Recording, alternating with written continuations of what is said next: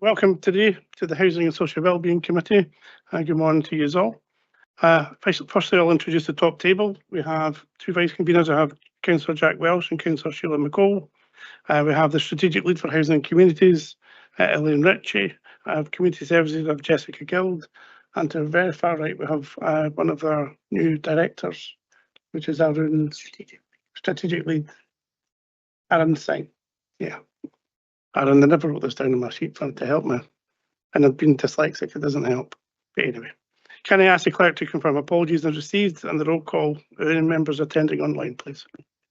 Thank you, Convener. We have no apologies today. We do have 3 members online. I'll ask to confirm they're present. Councillor Forbes. Yes, good morning, I'm here. Councillor Frampton. Present, good morning. And Councillor James. Morning, Jess. Thank you. Thank you. All other members are in the chamber, Convener. Thank you very much. Can I remind people to contact, if you want to speak to me or contact me, draw my attention to anything, to use the chat function as per normal. I also take the opportunity to remind councillors that we are in a pre-election period and public meetings should not be used as a vehicle to give any strong views on any particular potential candidate or political party. Do we have any declarations of interest?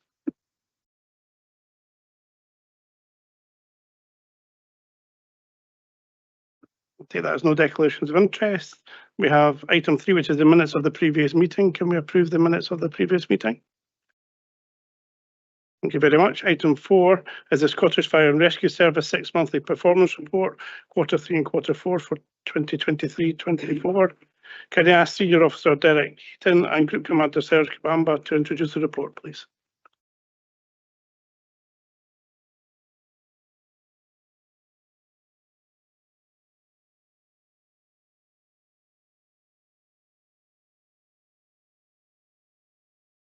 Thank you. Good morning, everyone. Area Commander Heaton's unfortunately unavailable today due to a prior commitment and sends his apologies. For the information of elected members, Area Commander Heaton will be taking up a new post within Dumfries and Galloway in the coming weeks and replaced by Area Commander Brian Todd as the new PCAD LSO. No dates have been confirmed. However, I've no doubt Area Commander Todd will reach out to introduce himself in due course. I trust everyone has had the opportunity to review the end of year report and our local performance throughout 23-24. Therefore, if I can take you directly to the KPIs on page 5. HI1, you will know there were 64 accidental dwelling fires reported within Q3, Q4, and a total of 120 ADFs within year 23-24, which is below our annual target. Of the 64 ADFs that occurred within Q3, Q4, fire damage at 41 of the incidents was reported as limited to the item of ignition, 11 limited to the room of ignition, and 2 the whole building requiring a hose reel or main jet to extinguish. 44 properties were fitted with smoke detection, all of which operated and gave early warning to occupants. We continue to deliver risk recognition training with carers and professionals across Perth City and ensure all properties are given a home fire safety visit, including, where required, standalone smoke detection fitted and advice given by firefighters. The main cause remains cooking and the human contributing factor remains distraction. 9 with drugs or alcohol being involved, and that's been fairly consistent pattern over the last number of years. There were 0 ADF fatal casualties and 8 ADF non-fatal casualties, which is a reduction on the previous reporting period.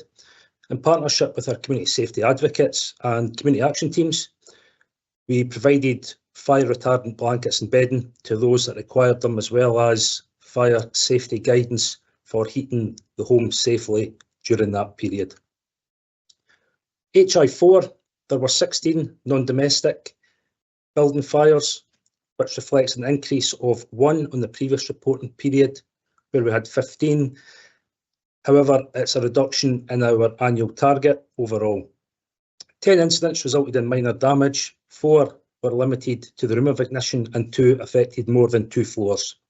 4 incidents firefighters were required to extinguish the fire using extinguishers or hose rails. There were 0 non-domestic fatal fire casualties and 4 non-domestic casualties reported during the period, which represents an increase from the previous quarter, however, remains under our annual target. In line with our fire safety enforcement plan, enforcement officers continue to support local businesses to enable suitable and timely legislative guidance and enforcement to be undertaken. HI7, we attended 45 road traffic collisions to assist with scene safety or to extricate occupants trapped as a result of that collision. Of the 45 incidents attended, 11 required technical extrication to release casualties. Of the 45 RTC incidents attended, there were 0 RTC fatalities, which again represents a decrease from the previous reporting period, where we unfortunately had 4, and 18 non-fatal casualties, which represents a decrease from the previous reporting period, where we had 30. As part of the Perth and Kinross Road Safety Partnership, we continue to work locally on reduction priorities to influence the behaviours of those who utilise our roadways. HI10, SFRS mobilised to 102 UFAS incidents from a total of 422 false alarms during the reporting period. This is a decrease and has provided opportunities for reinvesting the release capacity into areas that will deliver greater value. HI 11 and 12, there were 8 deliberate primary fires reported, 4 include vehicles and 4 structures, which again is a decrease on the previous reporting period, where we had 16, and on our annual target, which is welcomed. 27 deliberate secondary fires were reported, which represents a decrease of 30 on the previous reporting period when we had 57. However, there remains an increase on the annual target. There were no trends identified regards locality, however, all involved grassland, woodland or refuse. Adopting a targeted approach, we continue to work with local communities in addition to national campaigns to reduce this antisocial behaviour, some examples of which can be found within Appendix 1. Finally, within Perth and Kinross, the SFRS attended 817 incidents within Q3, Q4, and a total of 1,869 during 23-24. A number of which had serious impact on members of the communities and their families, and I've added a number of examples within Appendix 2 just for the information of elected members. That concludes the SFRS end of year report, and I'm happy to answer any questions. Thank you very much, sir. Thanks for that. Our first question comes from Bailey Ahern. Thank you very much, and thank you, Serge, for the report. My question's on unwanted fire alarm signals at HI10, and it's the change in the rules from the Scottish Fire and Rescue Service about not attending AFAs or UFAS signals that are in premises where there isn't people sleeping in it. Now, I happen to be in a building where the fire alarm went off. Everybody vacated and they phoned the fire brigade to be told that the fire brigade aren't turning up because there's no actual indication of fire. But the actual arguments that occurred outside between the management and the staff going, our rules state we're not allowed in until you clear it. There's members of staff going, I'm not going in there. We don't know if there's a fire or not. And I just wondered if you've sent out details to all office blocks which have UFAS, have automatic fire alarms in the building, and how we're getting out to that, because they must have been out for about 20 minutes arguing as to going back in, and some were saying we're not going back until the fire brigade have cleared the building. Thanks for your question, and it's one that we are aware of and has occurred and occurs pretty regularly, unfortunately. as you commented on, the new process adopted by the SFRS with regards non-sleeping risk is that we will not attend a fire alarm that activates unless there's confirmation of a fire, either through multiple activations or through a follow-up phone call. So that's absolutely correct. We will continue to attend and mobilise an appropriate rate of response for sleeping risks. But the UFAS process was put in place following a quite significant consultation process with all those that would be affected. And that lasted in excess of 12 months and was further delayed in its implementation by a significant period.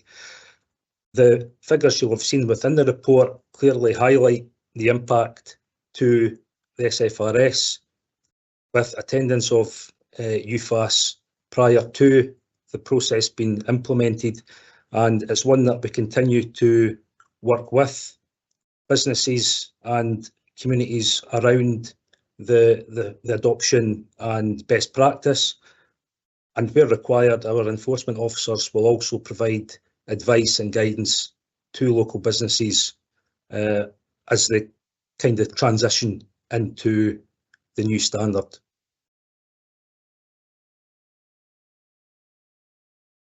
You okay with that? Councillor Donaldson. Thank you, Convener. Could I turn to priority 1, improving fire safety in the home? Clearly for the year that we are discussing, to end of March 24, there were 2 fatalities, and sadly that was the case compared to only 1 in the preceding 3 years. But could I ask just 2 points? Overall, the figure for 23-24 was 120, and that's within the annual target, but it's still quite markedly up on 22-23. So I just wondered what the reasons are there. Secondly, obviously, and it's linked in, so I'm just going to ask this as well, is with smoke detection equipment and installation.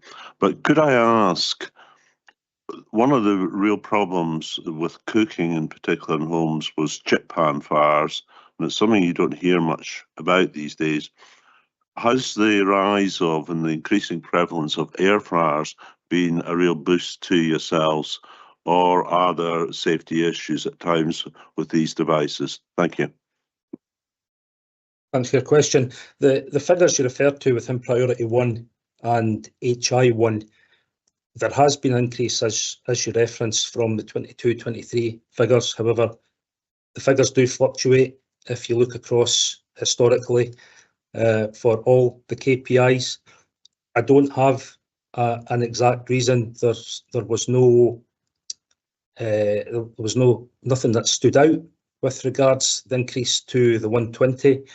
However, there has been a reduction in the use of chip pan fires, as you rightly commented on, and that was following a significant piece of work where the SFRS actually replaced chip pans with deep fat fryers a number of years ago, and that has paid dividends with regards to the reduction in chip pan fires and fires within kitchens. There has been no evidence gathered to support any increase in air fryers at this time. They are still quite a relatively new addition to the home.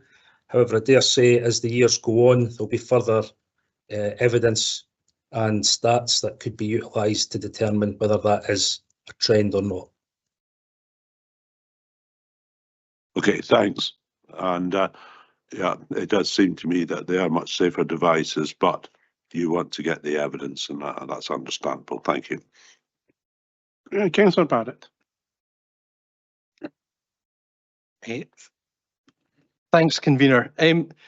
My question relates to HI1 and the 64 accidental dwelling fires, and where there's over a third of incidents where installations of the newly required or the required smoke and fire detectors haven't been present. I know the legislation said that the detectors had to be installed within a reasonable period from the effective date, which was back in February 22, but we're now kind of more than 2 years beyond that. And I just wondered at what point does enforcement of that legislation become relevant, and what's the Scottish Fire and Rescue Service's role in reporting people who haven't complied with the legislation? With regards to the detection and legislation, which is relatively in its early stages, I think this has been brought up previously by yourself around that kind of concern and query. The figures are referenced within the KPI, and the smoke detection that has been fitted was fitted prior to our arrival. What we will do when we attend any property that doesn't have smoke detection is we will fit standalone smoke detectors, and where appropriate we will fit link detection, along with giving information on safety within the home, and if it's a rented accommodation, for example, what that property should have, and we'll then go on to process and progress that through our enforcement teams. However, within domestic properties, we have no enforcement authority within Scotland. Therefore, it becomes extremely challenging, other than giving advice, to undertake any other activities other than fit smoke detection, so that we know they have it prior to, following our departure. Where this will progress onto is one that's still to be, a process that's still to be developed. However, we as a fire and rescue service are very limited in what we can do within any domestic property. Thanks for that, Serge. I just wonder then, whose is the responsibility for raising awareness of the ongoing need to comply with that legislation? Is it the job for the council, the fire service, and community planning partners, or is it meant to be something that the Scottish Government are to raise awareness of?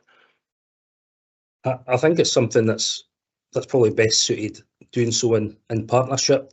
I think everybody probably has a responsibility to ensure that people are aware of the requirement for link detection. And as I said, other than the home fire safety visits that we do, we'll carry out post visits also following an incident, and it's at that point that we'll regularly engage with members of the community to ensure that they have that detection, and before we leave, ensure they have adequate fire detection within the property. But it's something that is the responsibility of the homeowner in that case, and in a similar aspect to a lot of the enforcement activities within commercial properties are the responsibility of the duty holder. Thanks very much for that. Councillor Leishman. Good morning, Group Commander Cabamber. Thanks very much for the report. Can I ask, is there any rack at any of our Perth and Kinross stations? And if so, how much will it cost to rectify? And if you could paint us the kind of overall Scottish national picture as well, that would be great. Thank you. Yeah, thanks for your question, Councillor. With regards rack at any of the Perth and Kinross stations, there are none, which is a real positive for us within Perth and Kinross. There's 14 fire stations within Perth and Kinross, varying from whole time to on call, and all have been checked, and none have that method of building construction. Across the SFRS, it's a different story. We have 14 stations with rack panel issues, mainly elsewhere in the east and west, and a number of stations further north as well. That's kind of the current state of play with regards to the building construction that you reference. Thanks very much. That's that's good. Would you happen to have, or SFRS happen to have, a figure of how much it's going to cost to repair rack nationally? There is a figure that the service are using during the consultation process with regards not just rack panelling but building facilities as well. We have some buildings that are not at the required standard, whether that be with welfare facilities, dignified facilities, or areas that firefighters can decontaminate. So that, including the rack issues, the service anticipate they need approximately £60 million per year to bring the building infrastructure up to the required standard. Thank you. Councillor Braun. Thanks, thanks, Convener, and thank you, Serge, for the report. A very good report, I think. And if you look at it carefully, the two of the reds are actually only there because of previous quarters. So these last two quarters have been extremely good. My question is really on deliberate secondary fires, and I just wonder if you could perhaps give a little bit more information about what was involved in those 27 incidents, and also coming back to look at the previous figures. I know you mentioned there's endeavours to educate people, but apart from 2021, which I presume is the COVID years, we seem to be stuck in the 80s of fires. And I just wonder what else could be done to educate people to stop this.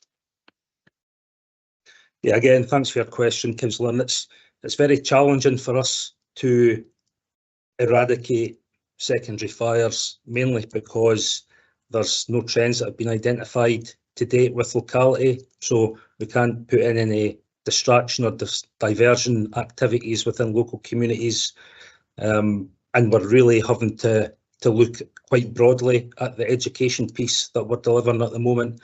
So it is very challenging. With regards to the type of incidents, you know, as a reference, the trend in incident type seems to be around grassland, woodland or refuse. So again, it's very broad in where these incidents are happening across Perth and Kinross. There are a greater number within Perth City, and that is something that we're educating local children at schools around and working in partnership with community wardens and our colleagues at Police Scotland as well, if we do identify any individuals or groups in certain areas to try and reduce. But it has been for a number of years now quite challenging, and probably remains our more challenging KPI to reduce, if I'm being honest. Councillor Smith. Thank you very much, Convener, and thank you very much, Serge. It's great to know the fire services there. My question would be, I think you've got to answer it for me, is on H1112. This 27 deliberate secondary fire reported will represent a decrease of 30 on the previous report period. The trends identified regarding locality, however, all involve grassland, etc., right? Woodland. Now, my question would be, there was a report recently which I'd like to know if it's truthful or not, that there was £700,000 worth of equipment, ATVs, bought, which are not suitable for the job. Now, as we are in a, in our locality, we've got lots of problems with wildfires, etc. Have you got the equipment, and was this just a scare story, or could you answer that question, please? Thank you. Yeah, with regards to the media report that you're referencing, I did see that also, and the ATVs that were mentioned within that have been purchased for the use at wildfires. They're not available for operational use yet because training hasn't been completed on them. However, that is underway, and one of these ATVs will be based locally at Pitlochry with another wildfire station assisting at Ailith.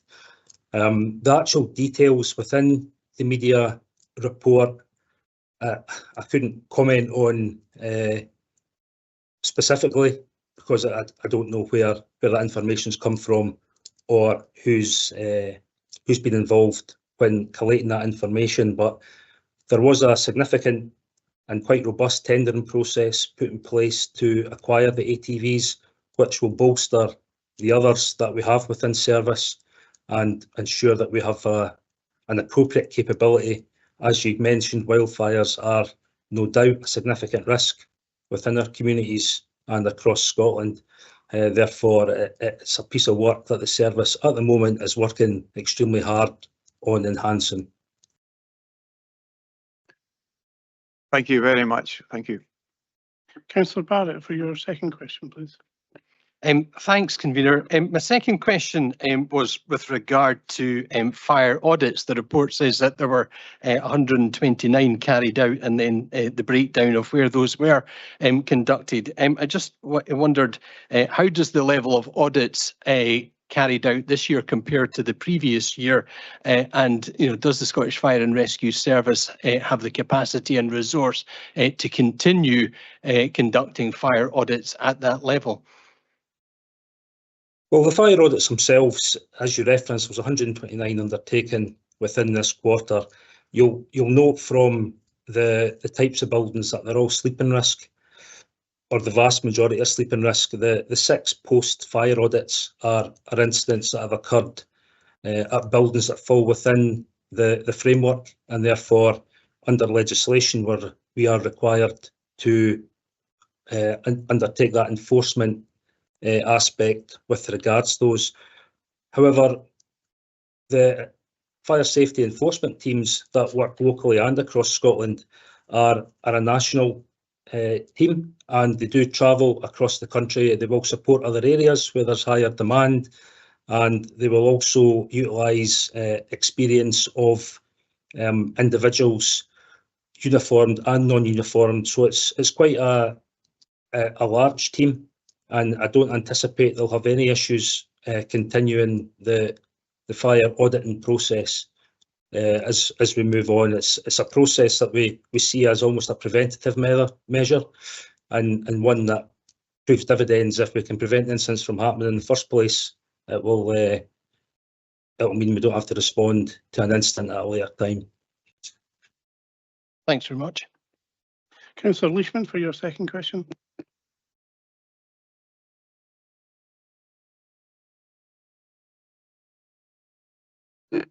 Sorry.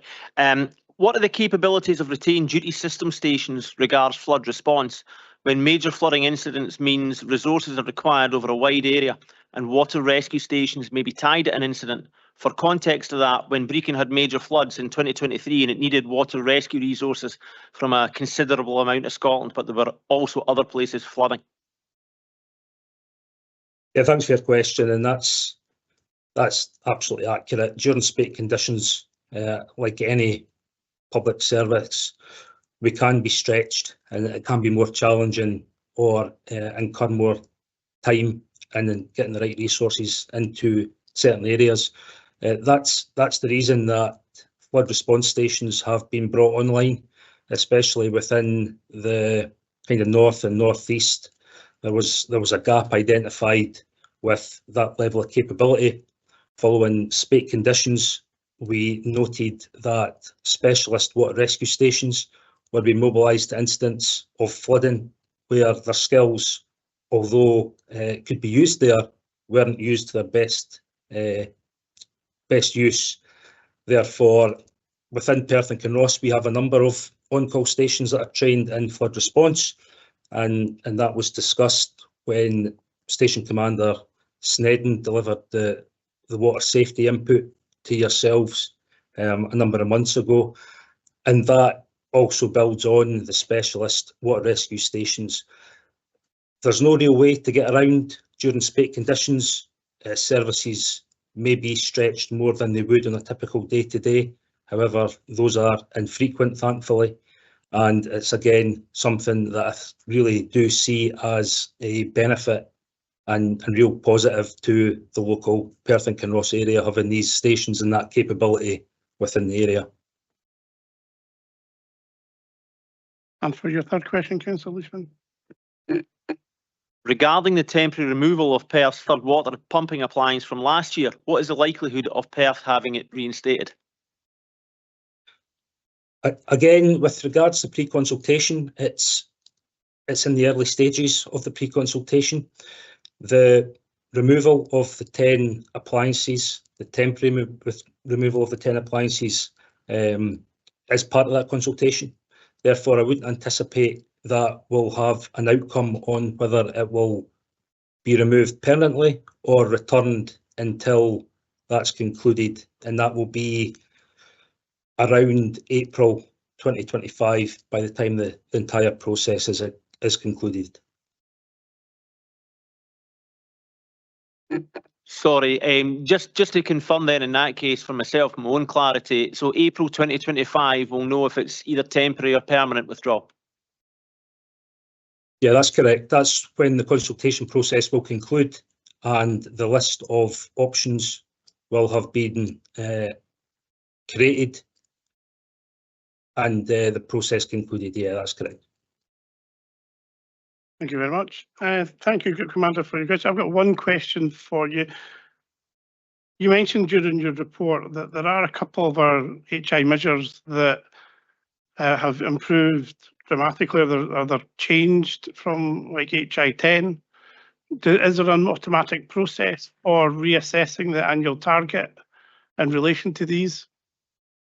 Yeah, the annual targets themselves are produced through a formula based on averages over a period of years. So I would anticipate with some of these, for example, UFAS, that the target will in line be reduced in coming reports. Yeah, thank you for that clarity. Do members have any comments on this report?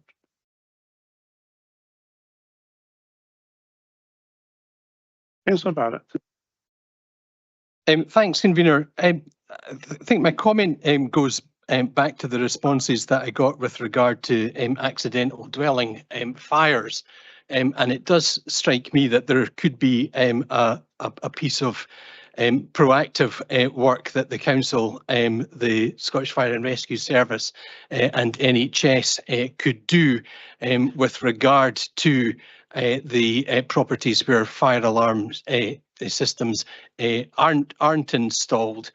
Clearly, if we know the properties that don't have the alarms installed, and as the report says, alcohol and drugs were major contributory factors in those incidents, it strikes me that there's a bit of prevention work that we can do utilising resource from the Council's Care and Repair Service and possible contribution from the NHS with regard to those properties that aren't covered by fire alarms. And I just wonder whether that's something that we can get agreement from officers to explore and see whether it would make a valuable contribution to community safety in our area. I'm going to comment on our own housing and then on the wider comment. Thanks, Councillor Barrett, for that comment. We already do that through the care and repair in terms of fire alarms, integrated fire alarms, so that's something that's already in place. And our Safer Communities team also work in partnership with the fire service regarding any vulnerable clients that are not in social housing or in private sector. And we also work closely with the landlord registration scheme in terms of picking up private properties. But it's something, again, we can maybe revisit, see if there's any more proactive work that we can do in that area. Thanks very much, Elaine. I mean, it just seems pretty clear to me that, you know, in this report there are 22 properties. Now, you know, if the existing arrangements mean that we catch up with those properties and make them safe, then great. But if they're not, then I think we're missing a trick that could complement the work that we are doing. Thank you very much. I don't see any further comments. So can we note the 6 monthly performance report? If I could just add one final Yes, point Serge. there, just with regards to that and for the assurance of elected members, the figures within the report itself referencing the 44 properties that were fitted with smoke detection, that was prior to our arrival. Following conclusion of all 64 incidents, they would all have had smoke detection fitted. Thank you very much for that clarity, Serge, and thank you for your time today. We go on to item 5 in our agenda, which is the Perth and Kinross Local Policing Area End of Year Performance Report, October 23 to March 24. Can I ask Chief Superintendent Nicola Russell and Area Commander Greg Burns to introduce the report, please? And I'm glad to see we have you physically in the chamber here today to interact with us.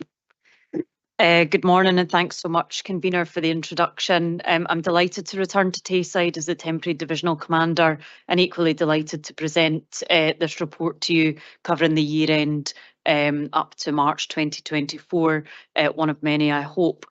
Before I hand over to Chief Inspector Burns, who will take us through the report, just a national update from me in terms of Police Scotland's recent signing of the contract to roll out body-worn video, which members will be fully cited on through the press reporting. I will be very pleased to bring reports through other committees to give you an update as to what that will look like for policing across Tayside and the implementation of very worthwhile technology for officers, which will without doubt in turn prevent offending and assist with early detection of criminality. So as we navigate through that the process of body-worn video and the rollout, I'll bring that through committees for updates. However, I'll hand over to Chief Inspector Burns, who will take you through the report. Thanks, Convener. Thank you. Again, Convener, thank you for the introductions and good morning, everyone. I trust you've had an opportunity to review our end of year report, which covers the period 1st of April 23 to 31st of March 24. The summary page at the start of the report provides an overview of our performance. However, I will now provide some further contextual information, after which Chief Superintendent Russell and I are happy to answer questions you may have. While we have seen some variation in terms of occurrence rates, there are no new or emerging trends identified. On a positive note, the levels of crime recorded in Perth and Ross are, broadly speaking, lower than the national average. First thing we'll cover is violent crime. In terms of violent crime, we have seen an increase in the number of serious assaults recorded, with 34 more crimes being recorded compared to the year last. As is detailed in the report, we have 18 serious assaults which have occurred within HMP Perth, which is a significant number. There is a number of ongoing partnership works within HMP Perth over a number of work streams, one of being prevention of violence. Detection rates for serious assault remain lower than the previous years. However, a number of these crimes remain under active investigation. As such, I fully anticipate our detection rates to improve. Robberies have slightly increased by 2 crimes compared with the previous year. Positively, the detection rates improved by 3.6%. Analysis of these crimes show that 84% of the victims knew their attacker, and as such, stranger attacks remain rare. Positively, common assaults have seen a significant reduction compared with previous years. However, this detection rate is now down 1.2%. Positively overall, with ASB incidents in Perth and Ross, we have seen a decrease of 4.2%. However, the detection rate has reduced, dropping from 31.8 to 21.4%. Positively, vandalism decreased significantly with 15.6% improvement compared to the years previous. Acquisitive crime. Domestic housebreakings are significantly reduced compared to the years previous, with 25 less crimes recorded. Positively, the detection rate has also significantly improved. Albeit these crimes occurred throughout Perthshire, we did see a number of these offences taking place near to major road networks. We know from experience that these locations provide attractive targets for criminals out with the area.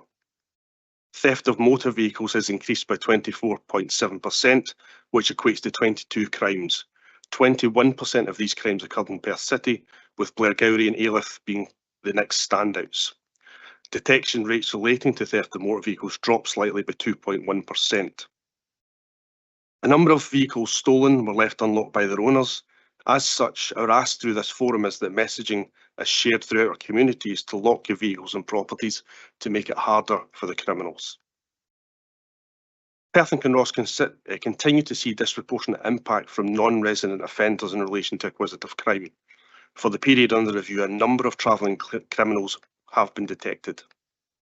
To address this, we share information and intelligence in relation to travelling criminals and cross-border crime on a daily basis through a combination of our intelligence units, local and national acquisitive crime forums. We actively target known perpetrators in an effort to disrupt offending and prevent further offences.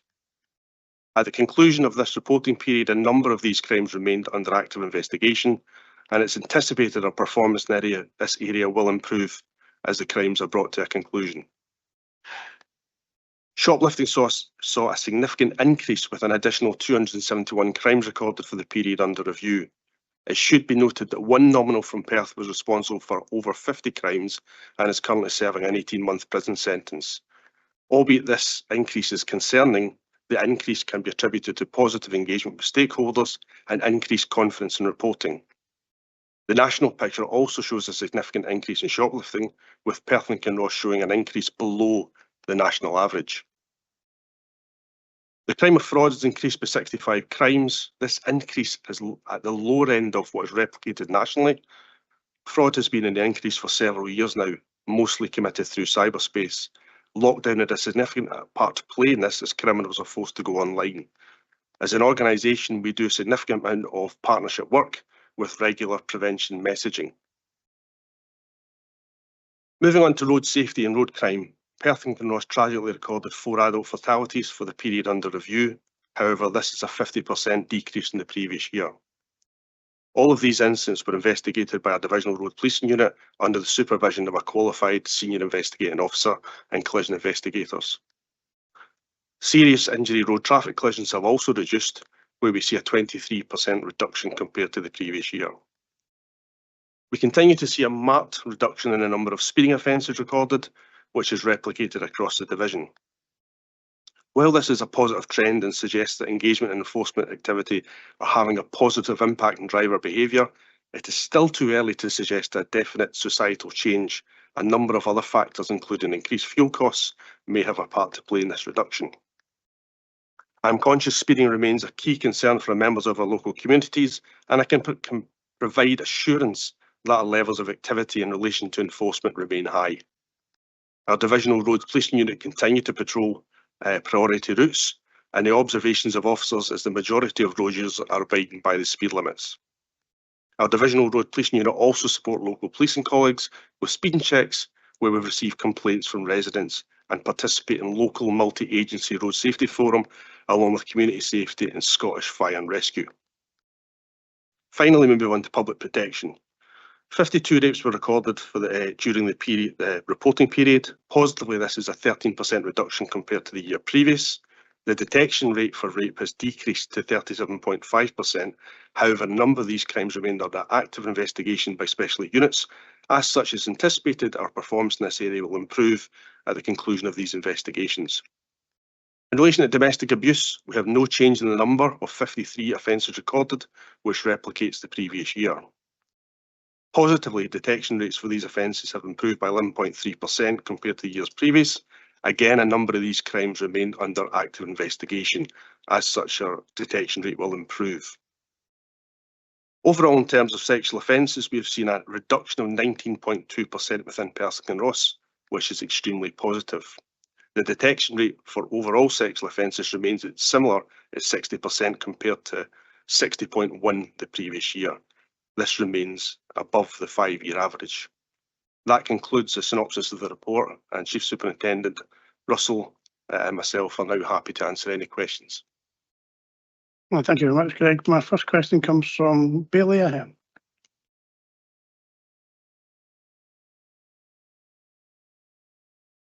Sorry. Thank you very much. Thank you very much, Convener. And can I start off by saying congratulations to Chief Superintendent Russell for promotion to Divisional Commander, and I'm glad she's back in her home area as well as she does, I think, as well. My first question is on the increase in serious assaults in Perth Prison.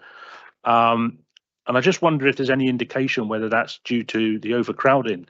I was in Perth Prison yesterday chatting to a young guy on remand who's been there since September last year, and he has been indicated that he's going to be in there until probably February, March 25.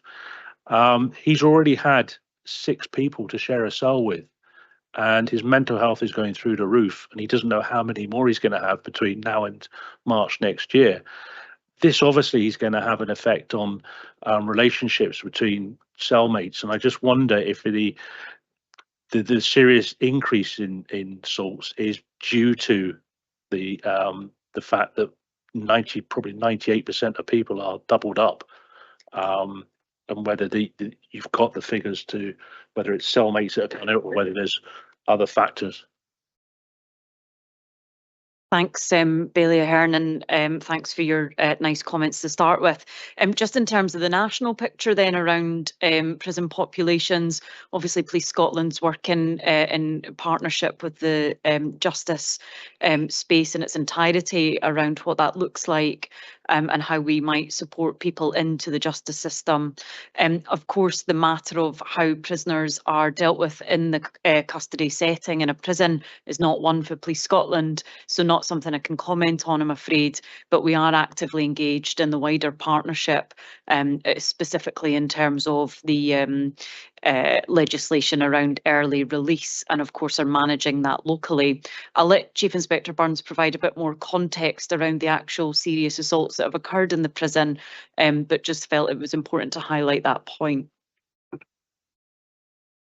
Thank you. To provide a little bit of context there, we're in regular contact with the Governor of Perth Prison, Andrew Hodge, and doing a lot of prevention work in that space. As Chief Superintendent Russell states, very, very difficult area to police at this point in time, and obviously we've got little jurisdiction in there. As it is just now, the prevention work going on to reduce the violence. I can't comment on overcrowding because I'm not familiar with that, unfortunately. What I can say is that the report of assaults on cellmates is not what we're hearing. It's normally provoked as assaults within common areas of the prison, which is the problem, and obviously the focus of our attention. But other than that, I can't really answer much further. Bailey Ahern, apologies. Thank you. Councillor Donaldson. Thank you, Convener. And can I thank the police officers for this report, just as I should have thanked Sarge Kabumba for the Fire and Rescue Service report. I want to follow on in part from what Bailey Ahern was asking, and it's on crimes of violence and on serious assault and common assault.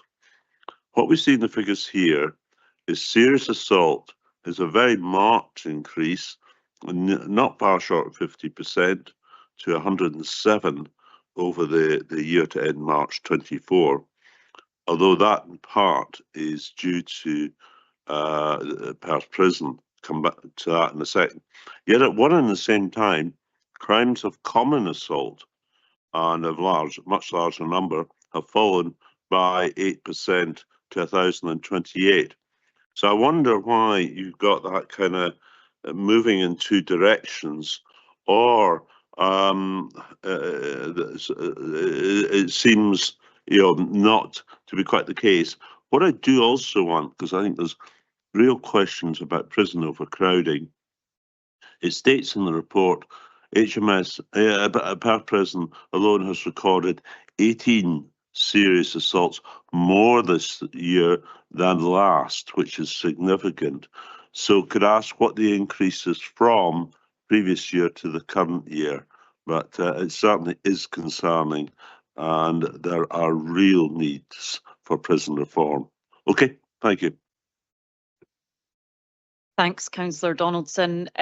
Members will recall a couple of years ago a change in terms of recording of serious assaults and common assaults, where we moved away from common assaults that needed to be glued or minor stitches, then becoming serious assaults. So there is without a doubt over the years been a change in terms of recording. That absolutely has something to do with that disparity, if you like, in terms of a common assault to serious assault and the change. Nonetheless, though, as you've rightly highlighted, the numbers in Perth Prison are obviously significant.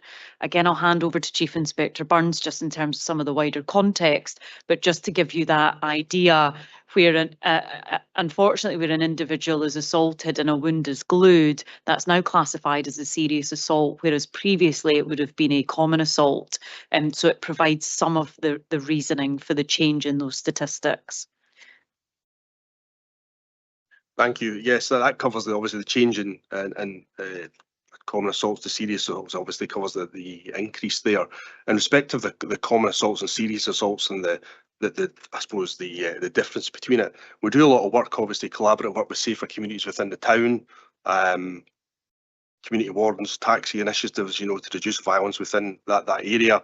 We run Operation Stung, which Bailey Ahern's been on, Friday, Saturday evenings, which combats anti-social behaviour and violence within the town setting. I would certainly suggest that's a fairly good start in respect of reducing the common salts outside licensed premises, etc. And obviously the difference between the two. Can I just follow up? And thank you both for your answers. And I suspected it was due to changes in reporting methodologies.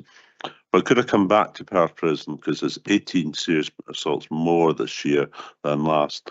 So what is the increase from to? What I'm really asking is, with the 107 reported in cases of serious assault, what proportion of these are Perth Prison?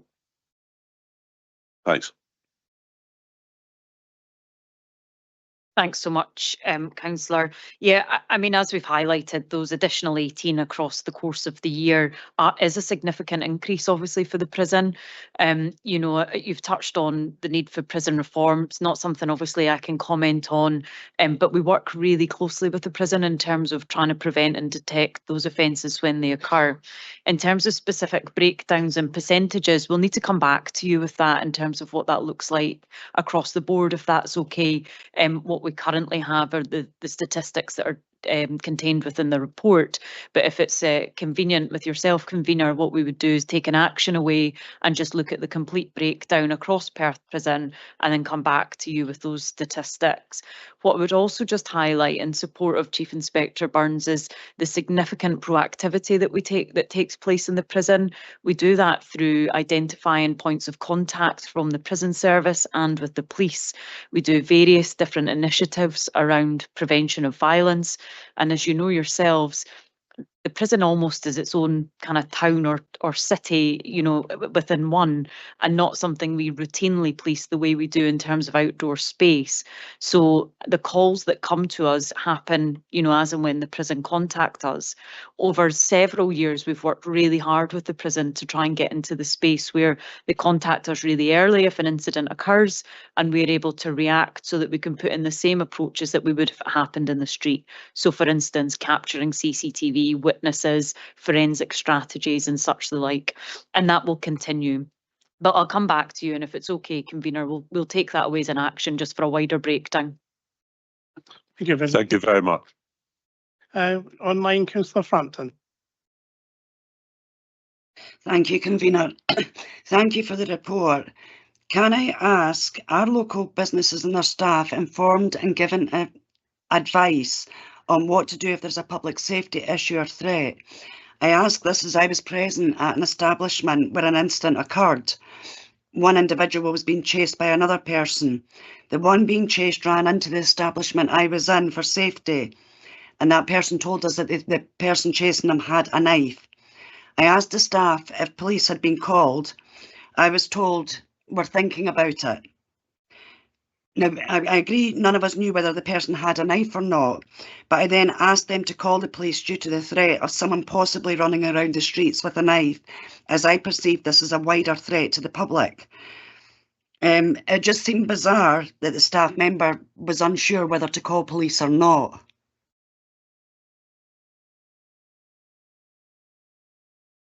Thank you for your question. I think that we do a lot of engagement with local businesses through our RAC, through the community safer communities with our community teams there. We obviously have the initiative of Keep Safe, which is basically a developed partnership where it basically offers a safe space. We've got 43 safe spaces within across Perth and Ross, where basically exactly what you're speaking about, people can drop in if there's some issue or they don't feel safe. The members of the organisation or the actual premises are well briefed in what to do if this happens in contacting the police. And as a result, the police will attend, and it's a joint initiative there. So absolutely that work is ongoing in Perth and Ross. What we suggest as well is obviously people have to know when to call the police when it is a police matter, if it's not a police. So that certainly is a thing through Perth and Ross, and it's an initiative that's up and running with 43 premises running through Perth and Ross. Thank you. Thank you very much. Our second councillor online, Councillor Forbes. Yeah, thanks, convener, and thank you, as everyone has said, for the report. And you mentioned in your opening statements about shoplifting. I was just wondering what the situation is here. In my ward, one of the local shops tells me that they suffer shoplifting pretty much every single day, and they just don't bother phoning the police, and they're citing difficulty in getting through on the 101 service and a perception that it's very low level crime, and actually for the sake of a few Mars bars or a thing of coffee or something like that, it's really not worth doing. Would you still encourage shop owners and their staff to call the police even for something like a few Mars bars? Thanks very much for your question, Councillor. I think the first thing to highlight is Police Scotland's rollout of the proportionate response to crime, which again has been well documented through the press and is around police attendance when there is significant need in order for us to do that. That's not to negate that a crime's occurred or indeed not to record it, and we would encourage all members of the community, whether that's shop premises or otherwise, as per the previous incident, to contact the police if a crime is taking place. A number of shops have their own thresholds for when they contact the police, and that's ultimately a matter that they've taken into their own hands as to values and what they feel is significant enough for reporting. However, we put no threshold on that, Councillor. So if a shop or establishment wishes to call the police for the theft of a Mars bar, as you've highlighted, then of course we would ask that they do that. There's a number of ways of reporting into the police. Obviously, you've touched on 101 for non-emergency, and we would continue to encourage the use of 101 for non-emergency.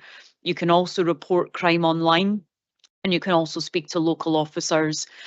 Chief Inspector Burns will speak a little bit about the proactivity that we're doing around shoplifting, but just to give some context in that space, of course, we would encourage the public to contact us if offences are taking place.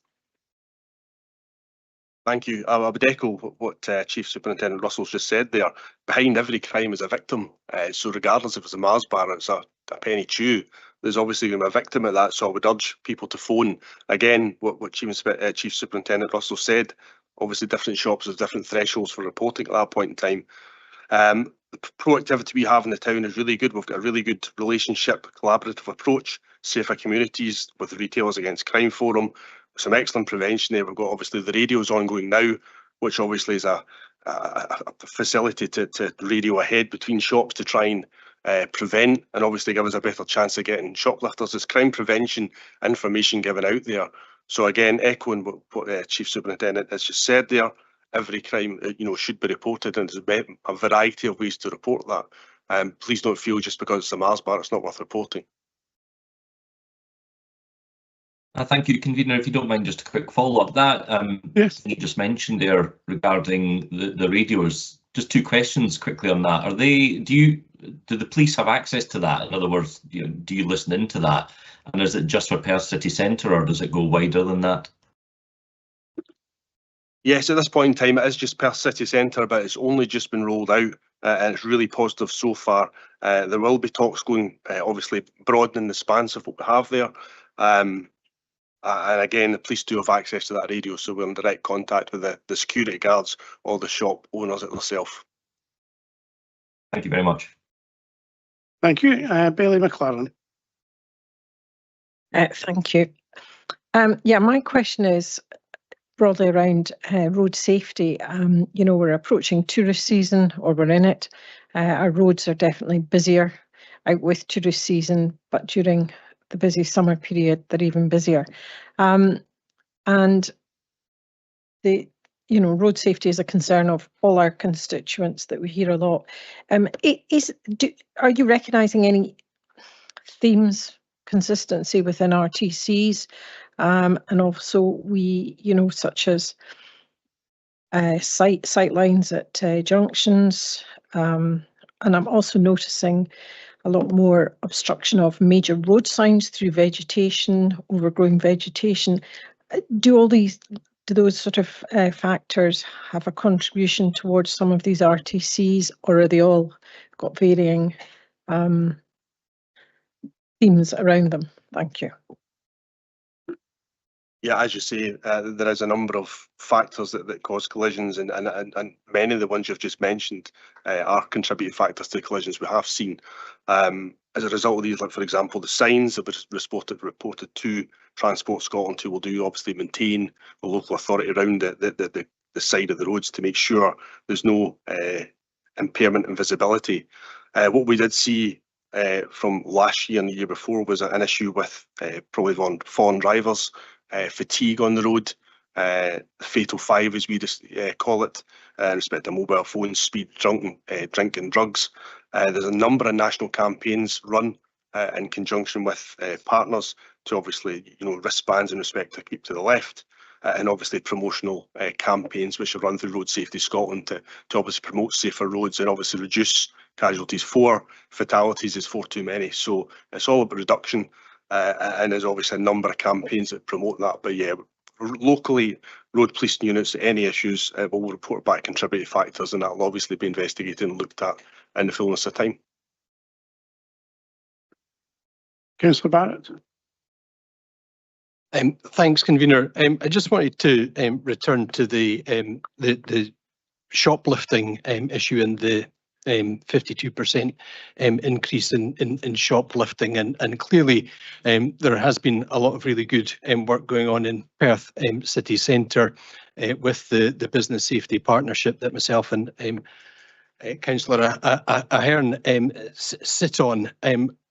I think I've said at that partnership previously that I don't think that we are capturing the actual levels of shoplifting in Perth and Kinross at the moment, and I think the increase in reporting and increased confidence in reporting is very welcome. But I suspect that things are going to get worse before they get better, and that we shouldn't be applying any blame for that.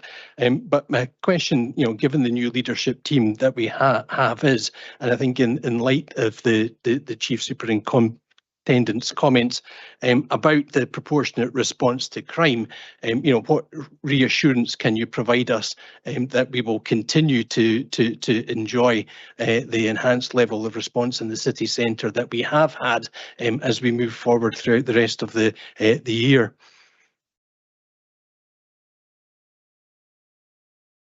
Sorry about that. Thanks for your question, Councillor Barrett.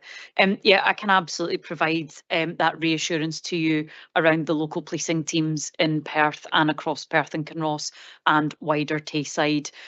We look at the priorities that we've got in the division, of which acquisitive crime, shoplifting is one of them. It'd be remiss not to highlight that potentially some of that increase in shoplifting comes due to the cost of living crisis, and actually there are potentially other vulnerabilities that sit behind shoplifting, as opposed to maybe people stealing for the sake of it. 9 times out of 10, those vulnerabilities include people are looking to support alcohol or drug habits, or indeed, and tragic to say, put food on the table for them and their family. So we will absolutely continue to tackle that so that we can provide support and signposting to those individuals that are vulnerable, to hopefully prevent and deter them from committing crime, and also get them the wider wellbeing support that's required. In terms of the proportionate response to crime, what we're absolutely not saying is that we would not record it. We will record it, and then we will look at the factors that will support appropriate investigation. So, for example, if an offence takes place and there are no witnesses, there are no CCTV, there's no forensic opportunities, then the chances of detection and identifying an accused for that are extremely slim, regardless of whether police officers attend that incident or whether it's captured over the phone. Having said that, of course, within the city centre, we're afforded extremely good support around the shop watch system that Chief Inspector's spoken about, the CCTV, and the wider partnership approach in terms of support through community safety and wardens. So we would continue to encourage the reporting, and as you said, until we truly understand that picture and we have a true report, we don't necessarily understand what we're dealing with. But currently, just that reassurance that we absolutely will continue that high visibility prevention patrolling to try and eradicate these issues from happening. Thanks very much for that. If could I possibly have a supplementary, convener? Thanks. I just wanted to ask about the approach to the high tariff offenders in shoplifting, and whether there's anything new that can be done with regards to tackling those individuals. Thanks again for that follow-up question. Chief Inspector Burns commented on the fact that, one individual was responsible for numerous crimes of shoplifting in this reporting period and is actually in custody on remand. So, with all of these types of offences, what we do locally, across the division, regionally and nationally is consider, do we have a prolific offender? Have they been committing multiple offences within Perth or Tayside or kind of wider across Scotland? And then we look to pull all of those offences together to ensure that the reports that are submitted to the Procurator Fiscal are completely full and have all the evidence that is required for the Crown to make consideration.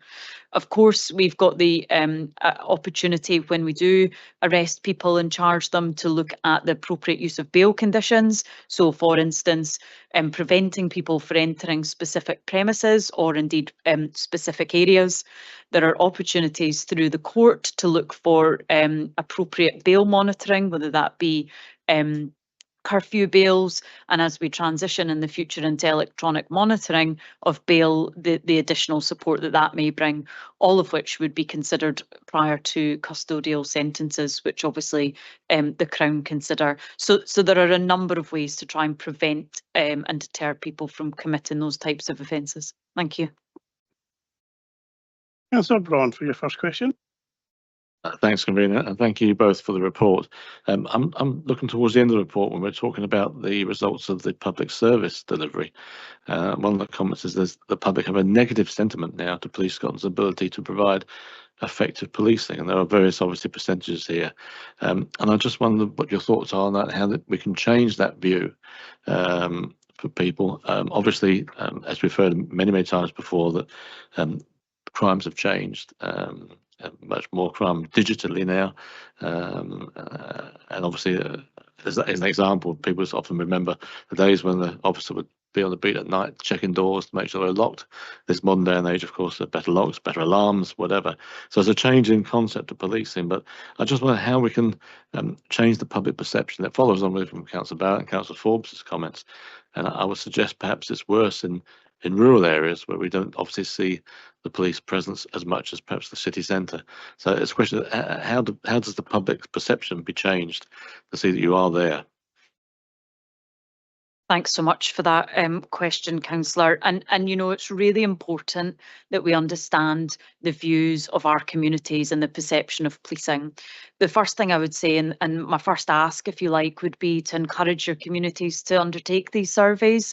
So these run constantly throughout Police Scotland, where we're looking for feedback around the service we provide, whether people feel safe, what their local concerns are. And I guess probably back to Councillor Barrett's point, if not everybody contacts us, we don't really have a true understanding of what the position is and how people may feel. So that would be the first ask. In terms of how we continue to do that and change that approach or that view of the police, we do that through visibility in our communities. We do that through sessions such as Coffee with a Cop, attending various local meetings, foot patrol, whether it be city centres or rural areas, speed checks, awareness sessions, and a number of different things that occur in Perth and Kinross and across Tayside, such as the events that the Tayside Mountain Rescue Team do, all to highlight the good work that we're doing. And we need to continue that, and we need to continue to push forward our communication strategy across Perth and Kinross and the wider Tayside, so that we're showcasing the good work that we are doing, and also highlight when we need support or where we're looking for appeals, and when we need assistance from the public. The other thing linked to that quite clearly is the support of victims of crime. and how we assist individuals that do contact the police and do have the courage to report, to ensure that they get the best possible service here in Tayside that they could ask for. And we will continue to strive to do that by encouraging our officers to ensure that victims are updated timely with where the progression of their crime is, what is happening, the outcome, safety measures and signposting to victim support and other support agencies. So that's how we do that, Councillor, and of course we need to continue to do that, because ultimately what we would like to see in this section of the report is that everybody across Tayside and indeed Perth and Kinross were fully satisfied with the police service, felt completely safe in their local area and felt that they were being listened to. So you know, ultimately the strive for perfection there is one that we are taking forward across the division. Thank you. Councillor McCall. Thank you, convener, and thank you, Superintendent Russell, and Area Commander Greg Byrne for being here today. It's very nice to see you both. My question is on page 42 of our pack and page 16 of your report on the public protection section of the report. I noticed that there's a reduction in the reports of rape or recording of reported rapes since previous years. And I do know from previous meetings that some of the high reporting was due to historical crimes coming forward. So I'm curious to understand whether or not the reduction is down to less activity, which would be good, or people not reporting, or because there's fewer historical cases coming forward. Thank you. Thanks so much, Councillor. Yeah, you know, it's a welcomed statistic, the reduction in those offences being reported. There is no evidence to suggest that this is due to people not feeling like they can report, or indeed not coming forward to the police. But actually, it is a little bit early to say in terms of the statistics, but we're looking at this in a positive light, that actually we've managed to reduce offending. In terms of historic offending, we still obviously encourage people to come forward and report those incidents to the police, which can become challenging, obviously, for investigation during the passage of time.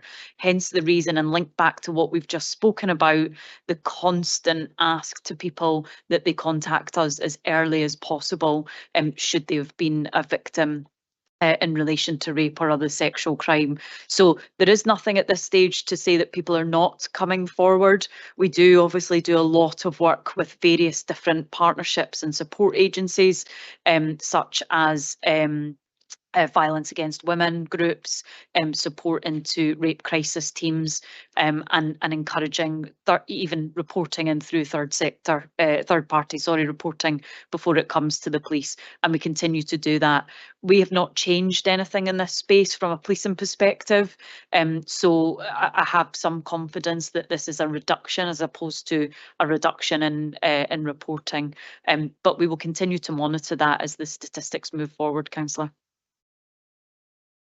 So I just have a supplementary to that. So that's very encouraging, and I'm very pleased to hear it. I know that the police has done and do a lot of work in the schools, particularly around consent and what that constitutes. So it might be interesting, you know, to understand what the age demographics are of those reporting these crimes. Okay.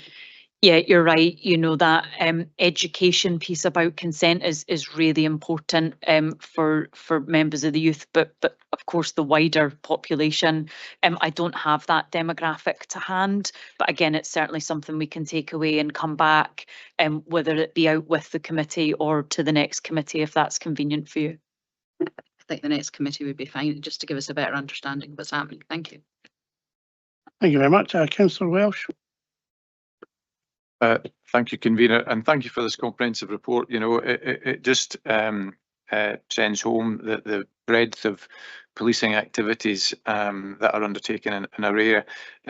Can Councillor Braun actually, I think, picked up very much on the theme of my question, but it was this aspect of perception of policing, which I think is incredibly important, because no matter if the statistics demonstrate, as you've shown in many areas here, reducing crime in specific categories, it's actually it's the perception of what's happening.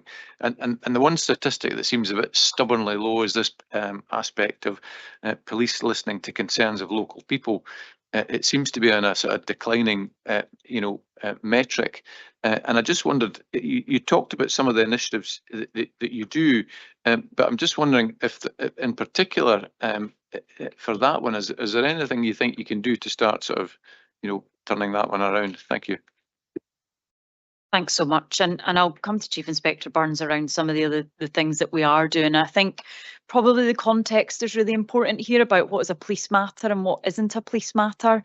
And also, in terms of that wider context of what our policing priorities are and how we manage threat, risk and harm, versus some of the other things that might be really important to people, which, I completely support, but may not require police attendance or kind of police action. So I think the first thing we need to do is be really clear around that and ensure that we're signposting people to appropriate agencies. We obviously have done a number of things over recent months and years around who to call and when it's a police matter and when it's not a police matter. And we need to continue that across Perth and Kinross and again into Tayside. So we will do that. And I think once it's quite clear around the policing matters and non-policing matters and the appropriate signposting that can be provided, then hopefully that will assist with actual awareness in terms of concerns being listened to. But of course, that statistic is one that's troubling, and we don't want our communities to feel like they're not being listened to or not being heard. So again, some of those proactive approaches that we take and just actually spending time within our communities so that we can do that signposting is really important. And I'll just hand to Chief Inspector Burns to see if he wants to provide any other detail in terms of some of the context of what we're doing. Yeah, thank you. I suppose just locally in respect to some of the things we do for engagement, it's high visibility for us. It's been in the town, it's listening to the communities, it's been in the areas, people are, shops, events, we put a really high presence to like to Rewind, the horse trials. There's lots of people there and there's a lot of engagement going on there. Sometimes it's about confidence in people speaking to police officers, and be honest with you, and that was evident in us walking down today. There wasn't engagement there sometimes. So it's really important that if you see an officer, and we do deploy in the city centre lots and lots and lots, and outlying areas, that speak to people, speak to the police officer, highlight your concerns, because that will ultimately feed back to myself and to obviously the Chief Superintendent. It's really important we get that confidence and get that feedback, whether it be through the communities or even through the surveys, so we can get that figure as high as we can. But that's really important to us. Encouraging to hear and appreciate the response. Thank you. Councillor McPherson. Oh, thank you, Convener. My question has been alluded to in previous questions, and it relates to the table on page 52 regarding the overall satisfaction with contacting the police. The table shows that D Division has achieved 68%, Perth and Kinross 78%, Dundee City 54%, and Angus 87%. And I just wondered if there's any learning from how it is that Angus is able to achieve such a high level of overall satisfaction, or are there other factors that explain such a high level of satisfaction for those contacting Police Scotland? Thank you. Thanks very much for that question, Councillor. And yeah, you're right. There obviously is a higher increase in terms of satisfaction within Angus. What we've recently introduced within the division is a Chief Inspector Forum, so that, for instance, Chief Inspector Burns can sit down with his colleagues from Dundee and Angus and actually have these conversations around what they're doing, what's working well, where we can take good learning and good practice from, and how we can replicate that across each of the local authority areas. I, of course, have the responsibility across the whole of the division, so would be really keen to see that statistic increase even further, divisionally wide, as well as across the 3 local authority areas. So as a result of those forums which have recently been instigated, that's exactly one of the topics that will be picked up through the Chief Inspector discussions to find out what's being done differently in Angus so we can replicate that across Perth and Kinross and Dundee. So I don't have the answer to that at the moment, I'm afraid. So again, one in the passage of time, if you'll indulge us, we'll take away and come back with updates as to good practice and how indeed Chief Inspector Burns has implemented that in Perth and Kinross. Thank you. Councillor Smith. Thank you, Convener. I was almost going to withdraw the question because it was covered a lot by Councillor Forbes and Councillor Barrett, but personally I'd like to speak to you about an incident I was at where I saw quite a huge large theft of meat going from a well-known store in the area here, and I was absolutely shocked at the response from the actual people. Now, I was stopped from chasing after them, and the supervisor said to me, "No, just let them go. We see it all the time and nobody seems to do anything." They said they had CCTV. What shocked me was it didn't ask me my name and address so I could be a witness to the incident. Another shop assistant said, "No, I chase them, but we don't know what they've got in their hand," etc., etc. What worried me about the whole situation is that they said it's the same people all the time coming back again and again and again. So I did ask at a previous meeting about, are people banned from the area? It seems to be not working because they're coming back time and time again. I was also told about an incident in another supermarket where the person walked in, filled a trolley and simply walked out. So my worry about the shoplifting thing is it is very, very serious. And it's now going to the situation where people almost expect to walk in and take the goods away. And being a shopkeeper in the past, it used to really hurt me because if I lost something, it made a difference to my profit and loss. So my concern is why are the shopkeepers not taking it serious? Are they not getting the backup from yourselves? Thank you. Thanks so much, Councillor. You know, we've touched on this obviously a number of times. We can only deal with what we're told about. If we're not told about it, we can't deal with it.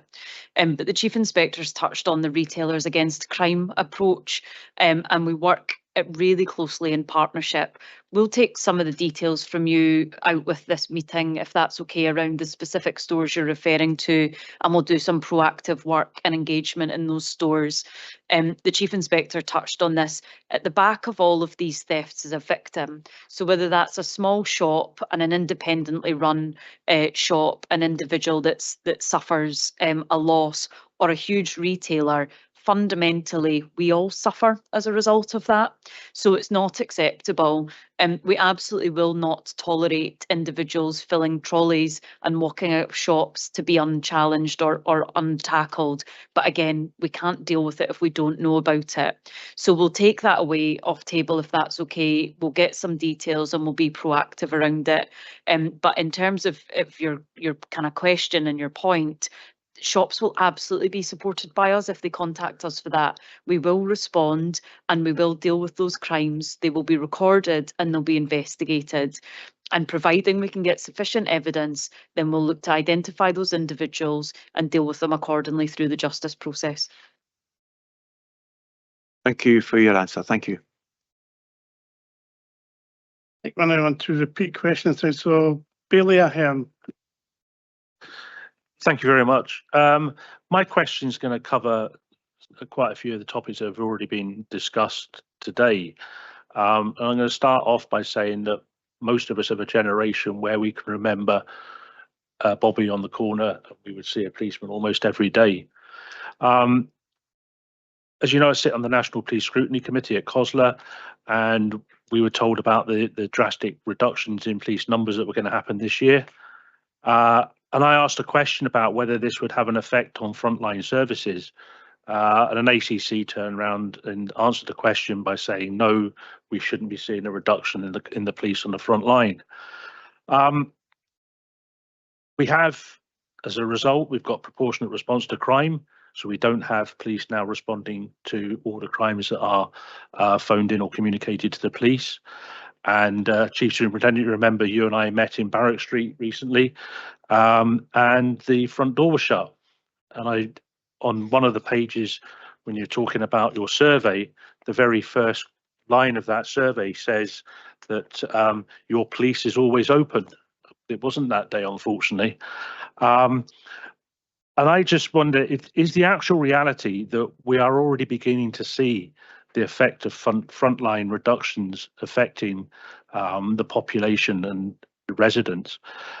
We talk about perception, and I wrote down here the rise of low-level non-violent crimes, but it's not low-level when we're talking about shoplifting, because it's now getting into organised crime.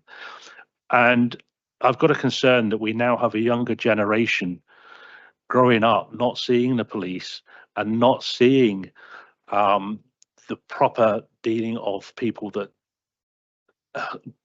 commit these non-violent shoplifting crimes and other crimes. And I just wonder, is this what we're going to have to live with moving forward? Are we now seeing, despite what the ACC said, that we are seeing a reduction of frontline services? And is this a contributing factor to the increase in these sorts of crimes? Thanks for that question, Bailey Ahern. There's a couple of things there, so I'll kind of take them individually. The Chief Constable's been really clear, as has the wider organisation, around the support to community policing and response policing, and that actually what we'll deal with is threat, risk and harm.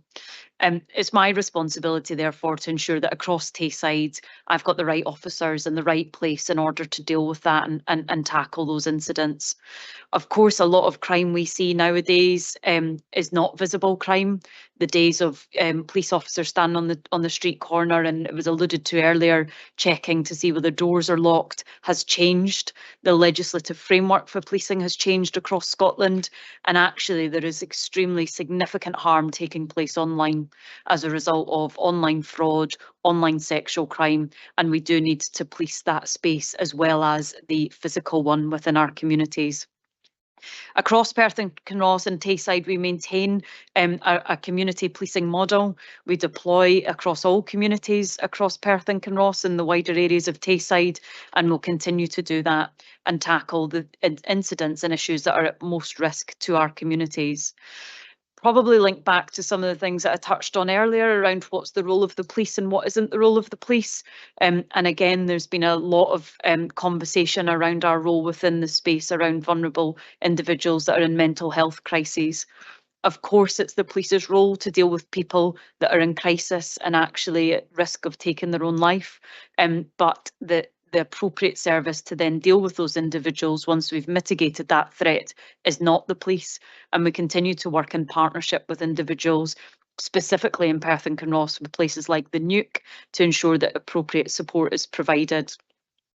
In terms of that response to the front line and whether we're seeing a decrease in that and the change to proportionate response to crime, I don't think we are. I don't believe that the introduction of proportionate response to crime has had an impact in terms of the delivery, the service delivery that's been provided.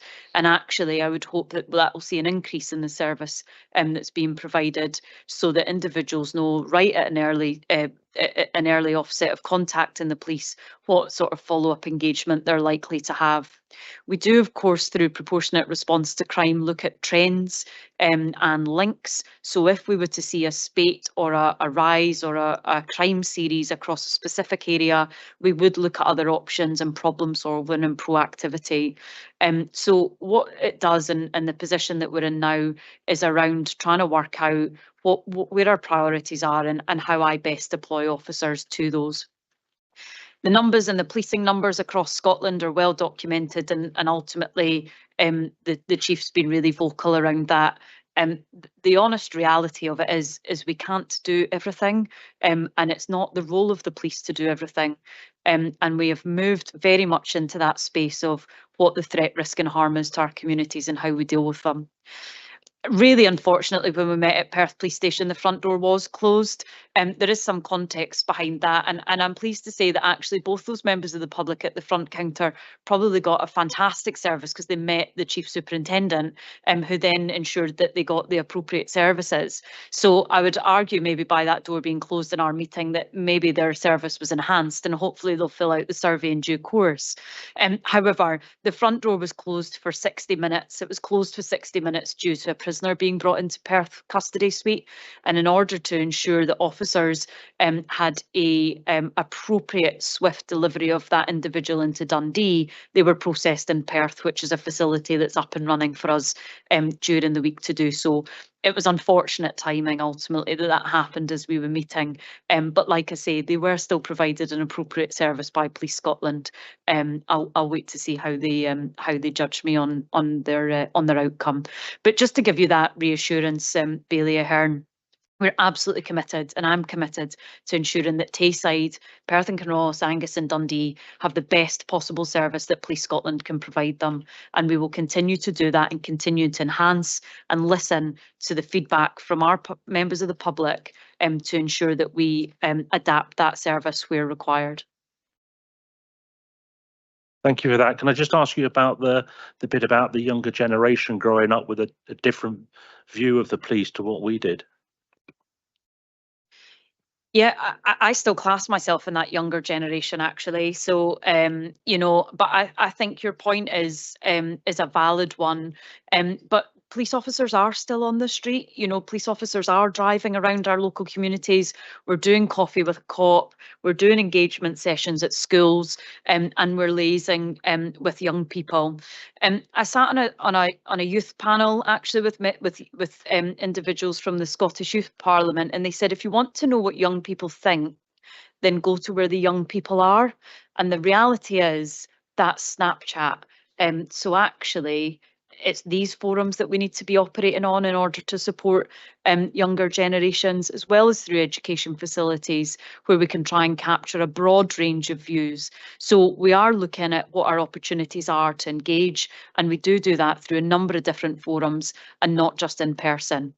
But 2024 is slightly different to when I grew up and maybe had interaction with the police. So your points are noted and taken on board. Councillor Braun for your second question. Sorry, Convener, caught me out there. I wasn't expecting that. Going back to the report again, the question I was going to ask was, this obviously covers a year, and in previous reports we've had some sort of indication of assaults on police officers themselves, and I just wondered, there was nothing I could see in the report here, and I just wondered what the situation was in that respect. Yeah, thank you for your question, Councillor Braun. Unfortunately, that information isn't available just now. But again, I'm happy to take that off table and come back as an action. Convener, if that's not of yourself. I've got a supplementary. It's been in the news recently, and I just wondered, maybe a passing comment. And it comes in. I noticed in the survey again. One of the points raised was whether the police are equipped, and I just wondered, is there going to be an increased rollout on the use of tasers now? And do you think that's a good idea for more officers to be equipped with it? Yeah, thanks, Councillor. And I guess probably just link back to that element about assault on police. I've touched on the national rollout of body-worn video, which we hope will see a significant reduction on assault in police. I suspect we'll see a spike in the figures in due course, because I've got no doubt that there's under-reporting in that space. In terms of taser officers, we've got a number of taser officers deployed across Tayside. That we have an appropriate proportionate number of those officers. There is no move currently for the service to ensure that every officer has a taser. Officers are equipped obviously with Pava spray and batons and asps, sorry, and handcuffs currently. And actually, you know, what we really look to do is try and prevent any matters from escalating to use any of those devices and resolve them through communication. So there's no plans currently for us to increase our taser deployment across Tayside. Of course, should that change, then we would come back through this forum with an update. Bailey McLaren. Thank you, Convener.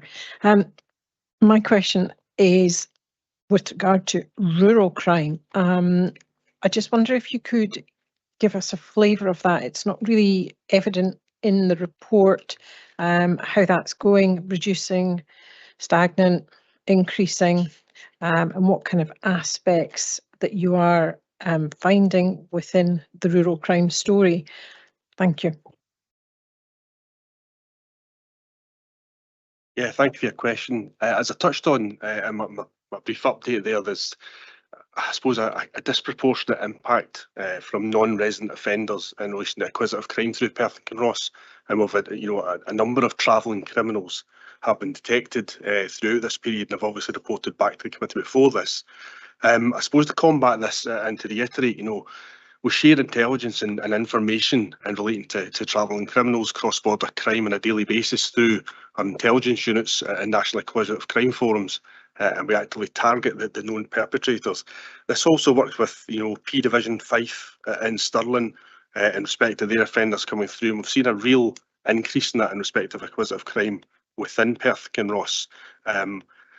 From a local perspective, we're out, you know, patrolling the priority routes at the times we're looking at. We're linking in with the analysts in respect of times, in respect these crimes are happening, and obviously increasing our visibility to reduce the number of crimes happening. And from a local perspective, it is obviously improving because the acquisitive crime figures are down. I don't know if the Chief Superintendent wants to add anything from that from a national perspective. Thanks, Chief Inspector, and thanks for that question. And, you know, as the Chief Inspector's touched on, due to the geography across Perth and Kinross and the rural nature of a number of our communities, they are hit with in terms of those rural crimes. It is touched on in the report, our kind of approach to that, the ongoing partnership work in terms of a national position, and then there's a national acquisitive crime group that sits, which is led by a detective superintendent looking for opportunities to identify offenders and prevent these offences from happening. Again, what we see is a lot of incidents of vehicles or machinery or things like that being unlocked, and almost a bit of a view of, if people think that they're in a rural location, that it's safe to do that. We would encourage all members of the public to ensure that their property is locked and secure, and just to try and prevent and deter people from committing those crimes. That's exactly the same in terms of house breakings and people leaving doors and windows unlocked, especially as we start to move into the summer months. So that work's ongoing, and we continue to monitor it in terms of any trends and impacts across our rural communities. Online Councillor Forbes. Thanks, Convener. Last question, but it's two very straightforward questions, and it's regarding road safety. Page 15 identifies the number of fatalities. I just wonder, first question, how many of those were on the A9? And if I can just ask for clarification further down that page in the last section, it says a 90-day of action targeting fatal 5 offences, and then it says a 9-day of action, exactly the same thing.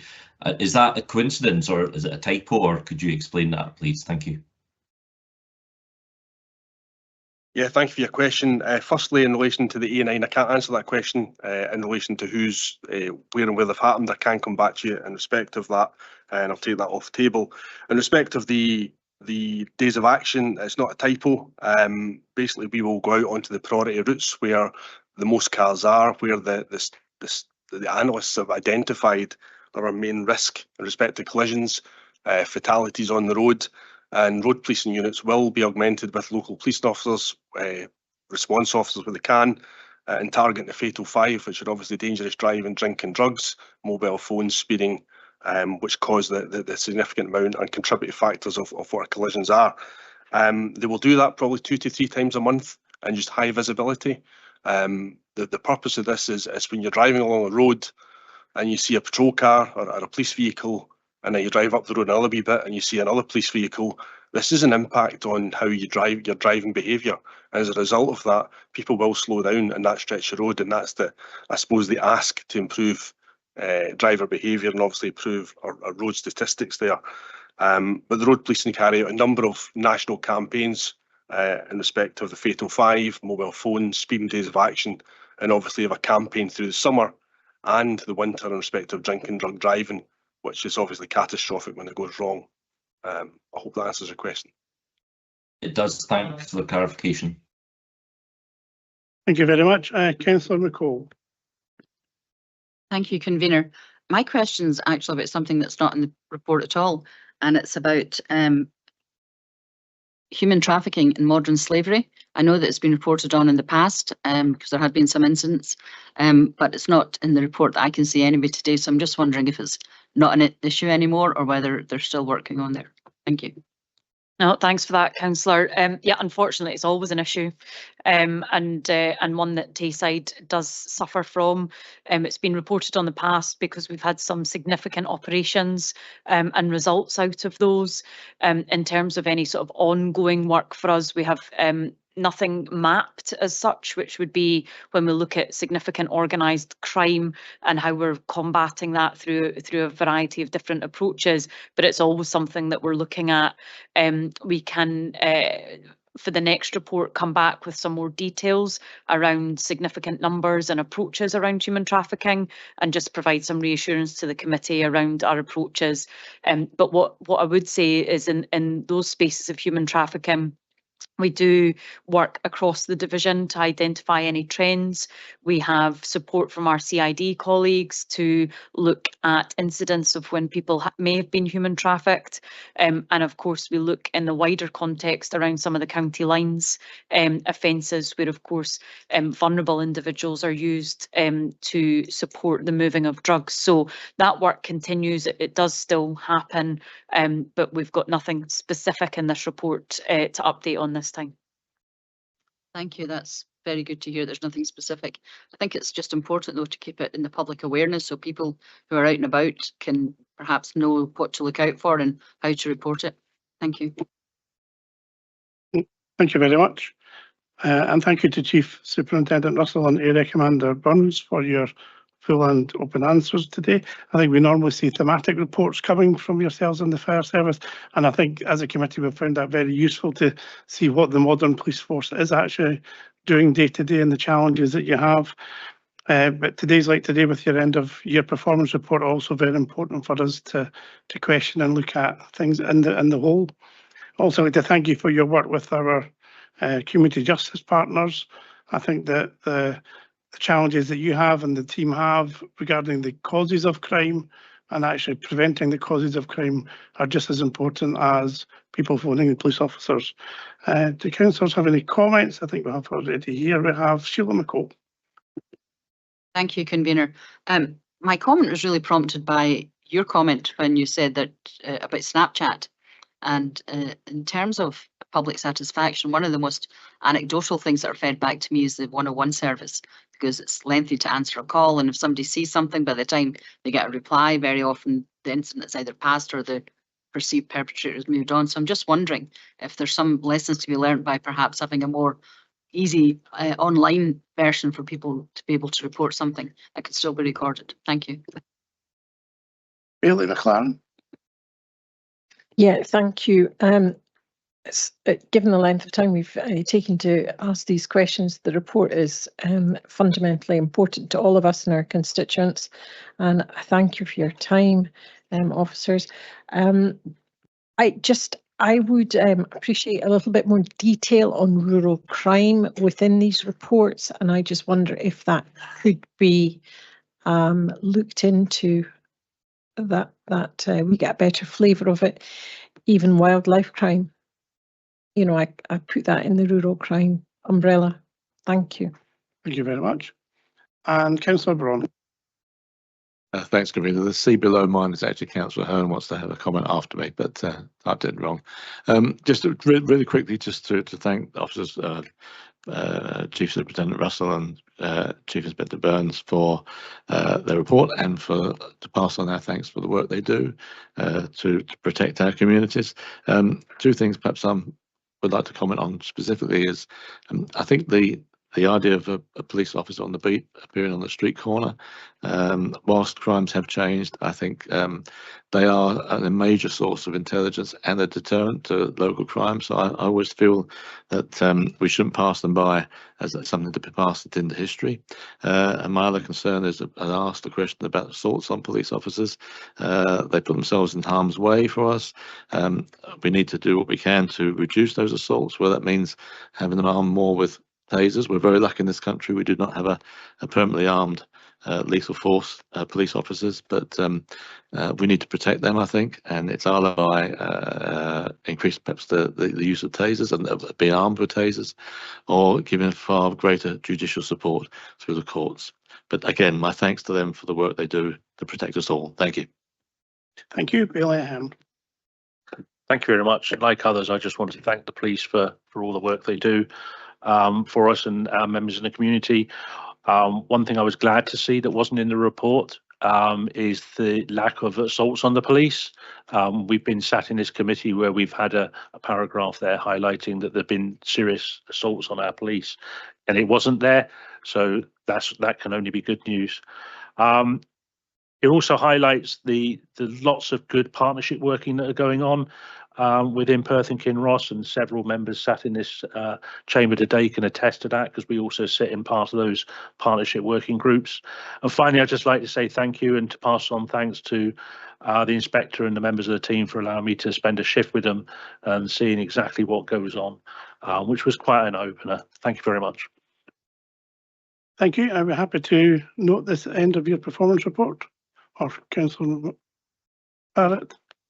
Yeah, Convener, very happy to know the report, but I do think I need to respond to Councillor Braun's comments about arming the police with tasers routinely. I think when you look at the report and the reductions in robbery, serious assault, common assault and antisocial behaviour, there is nothing in this report that would justify such a course of action. Thank you. We're happy to note the report. Thank you very much. As I've put in the chat, we'll have a 10-minute recess. So back at 11:28, please. Thank you, everybody. Welcome back from recess. For item 6 and item 7 on the agenda, I'm going to hand over the chairing of the committee to the Vice Convener, Sheila McCall. Thank you. Thank you, Convener, and welcome back, everyone. We now move on to item 6 on the agenda, the Community Payback Order Annual Report. And can I ask Derek Mortimer, the Team Leader for Community Justice Social Work Team, and Roddy Ross, the Team Leader for the Unpaid Work and Safer Communities, to introduce the report. Thank you.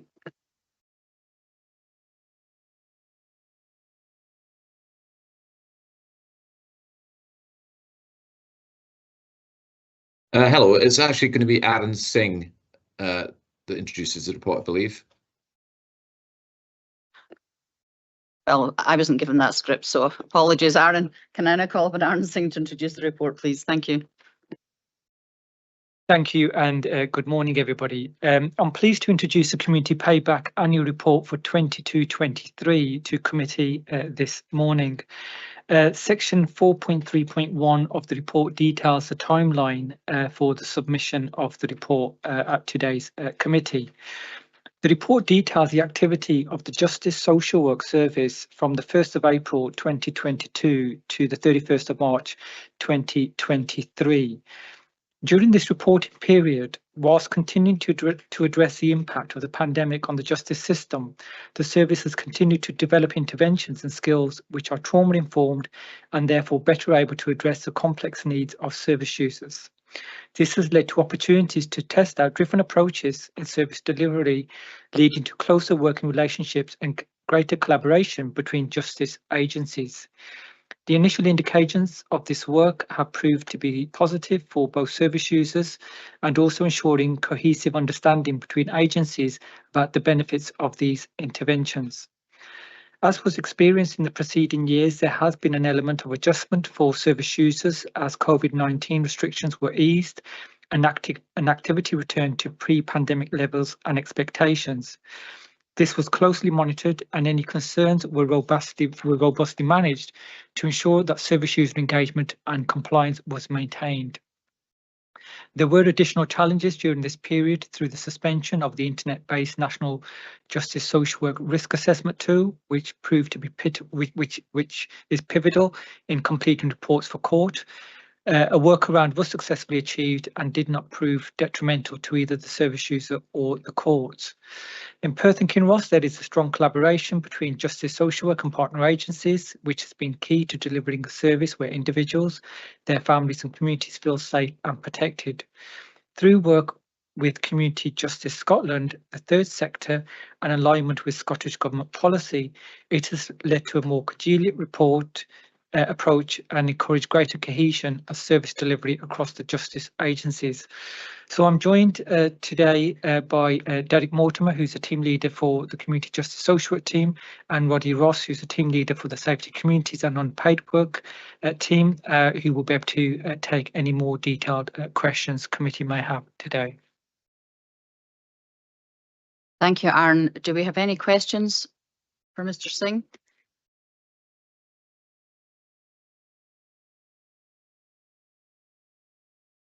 I don't see any questions. Thank you, Peter. Peter? I've got a couple of questions, and in fact, I just can't master the technology. But first question was with regards to page 11 of the report, the response to question 10. Refers to systemic-based issues being a significant barrier at a national level and one that can't be resolved on a local basis. I just wondered what the specific system-based issues were or are. Microphone. Do you want to take that on? I'll take that. So I suppose it was a reference to the National Social Work Risk Assessment tool, where there was I suppose there was a national breakdown in terms of how we were completing or uploading those risk assessments on a national database. However, it was impacted by all 32 local authorities across Scotland, and working with Community Justice Scotland, we were able to move to a different approach, which we were still able to undertake the risk assessment, but we weren't necessarily able to upload it onto the national database. So there was a workaround. So both the courts and the individuals weren't impacted directly by that. Okay, thank you for that response. The other question I wanted to ask was with regard to page 2 of the report and the programme through Connectair that was to provide a trauma responsive intervention with the men involved in the Evolve programme. It says that the pilot was very successful and that it's hoped that it might continue into the future. I just wanted to know what the likelihood of Connectair continuing to be an option or part of the mix of provision in our area is. Thank you, Councillor. I'll defer to Derek Mortimer for that more detailed response. Derek. Okay, yep, thank you for your question. Yeah, Connectair was deemed to be quite successful with that pilot that we did back in 22-23. We have since trained further staff in that programme, and we've got a current programme running at the moment, which has been running since February. And will end at the end of June, beginning of July, and we'll evaluate how that programme has been and how successful it's been for the men that have been participating in it, and we hope to run another programme later this year. That answer your question? Yes, thank you. Thank you. I've got one final question if there's nobody else wanting to leap in. Carry on. Okay, and it was just given the embargo that they have over the national collation of all these responses, and the age of this report by the time we actually see it. I wondered whether perhaps in future it could be reported more timorously to committee as a private paper with the paper published after the date of the embargo. I think that's something we can take on board, Councillor Barrett, and consider for future. Thank you. If there are no other questions, and I see nothing in the chat, I have one question. Just pull the paper up. It's on section 4.3.8 that references some of the arrears in the court system or the backlog of work in the court system. I'm just wondering if we've any sense of how that is being depleted and what impact that might have on our future planning. Thank you. Eric, do you want to take that question? Yeah, sure. I can't find that reference in the report exactly, but the backlog is being worked through by courts. We're noticing now certainly an increase in court reports, and we're definitely returning to pre-pandemic levels or even above pre-pandemic levels in relation to the number of reports that are coming through. It's hard to say that the courts do still have a backlog, I believe, and they're working through that, but it's not what we were expecting was a tsunami of reports to be coming through. I think the courts have been gradually getting through business, so we've got a very gradual increase in business at the moment. Okay, thank you. I was aware of the impending tsunami, so I'm pleased that that hasn't materialised. So thank you very much. I see no more questions from members today, so I will now move the report. The Community Payback Order Annual Report for 2022-23 has highlighted how the Justice Social Work Service and unpaid work teams have continued to adapt to the ongoing challenges as we all recover from the pandemic. The service has been flexible about how it has managed and evolved to meet the diverse and complex needs of people during and following this period. This has included the strengthening of relationships with justice agencies and looking for opportunities to innovate with partners and stakeholders to enhance and complement service delivery. The strength in the delivery of justice social work services in Perth and Kinross is evidenced through its collaboration and partnership working, which is embedded in the Community Justice and Safety Partnership. This alignment and accountability between justice and partner agencies promotes a shared understanding and has allowed for the positive development of co-produced activity, thereby reducing the risk of reoffending and potential harm to the individual, their families and the wider community. We are asked therefore to take assurance about the work being undertaken by the Community Justice Social Work and the unpaid work teams in respect of community payback orders in Perth and Kinross, and to request the Strategic Lead for Children, Families and Justice to bring forward a report regarding the activity and performance of community payback orders in 12 months' time. I'm happy to move that we should do so. Can I ask Councillor McEwen to second the report, please? Thank you, Councillor McCall. Yes, I'm happy to second this report. Again, I think this report is another example of how our community teams work so closely together and provide benefit for our communities and for the individuals who take part in the payback orders. I think the appendix to this report indicates a lot of very positive impact from people who have had to take part in the payback order scheme and have led to positive outcomes for them as individuals. And I think that the positiveness in our communities and the work that they do in the communities is also something to be celebrated. So happy to second this report. Thank you, Convener. Do we have any comments from members on this report? I don't see any comments. So can we agree the recommendations as set out in the report, please? Thank you very much. We now move on to item 7, which is the missing shares pilot. Can I ask Kirsty Stephen, the Principal Officer of Environmental Health, to introduce the report, please?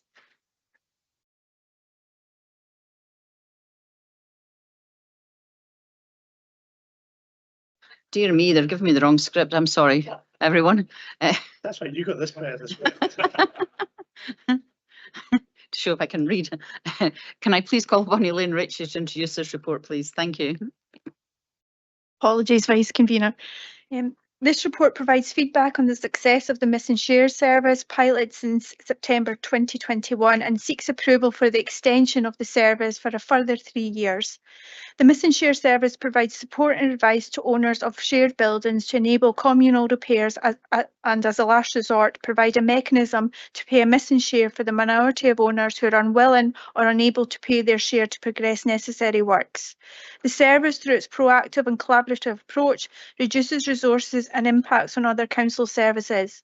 It benefits local homeowners and businesses by removing the barriers to resolve disrepair issues by empowering property owners through support and advice, and as a last resort through Miss and Shares Fund. In a very short time, the service has facilitated a significant number of building repairs simply through support and advice, equating to 800,000 and a further 1.1 million through the Miss and Shares option. There is a clear mechanism to recoup the cost of any Miss and Shares by application of a charge and order on the property titles. However, a speedy 5-year payment plan is implemented. To date, of the 150k has been spent on Miss and Shares, with 50k already been recovered. The report recommends that committee acknowledges the success of the pilot and seeks approval for the extension of the service for a further 3 years. And during the extension period, further work will be carried out to establish the future viability of the service and how it could operate on a full cost recovery model. Thank you. Thank you, Elaine. Do we have any questions on this report, please? Councillor Donaldson. Thank you. I've got two questions, but obviously I see that Councillors Forbes and Braun are going to ask questions, so I'll ask my second one later. This paper went through Finance and Resources last week, and pleased about that. But as convener, I didn't have a chance really to ask any questions at the time. My first question is, and it's to ask of Kirsty and Kaylee, perhaps of Elaine as well. We've had 180 inquiries so far over the 2-year period. Clearly, the focus has been, in terms of applications, has been on Perth City and also with 2 in Crieff and 1 in Mewthal. But what kind of response in terms of inquiries have we had from areas outside of Perth City and also Crieff? And I'm conscious that a number of areas won't have the same number of multi-use tenemental properties, but to what degree has the scheme been pushed elsewhere in Perth and Kinross?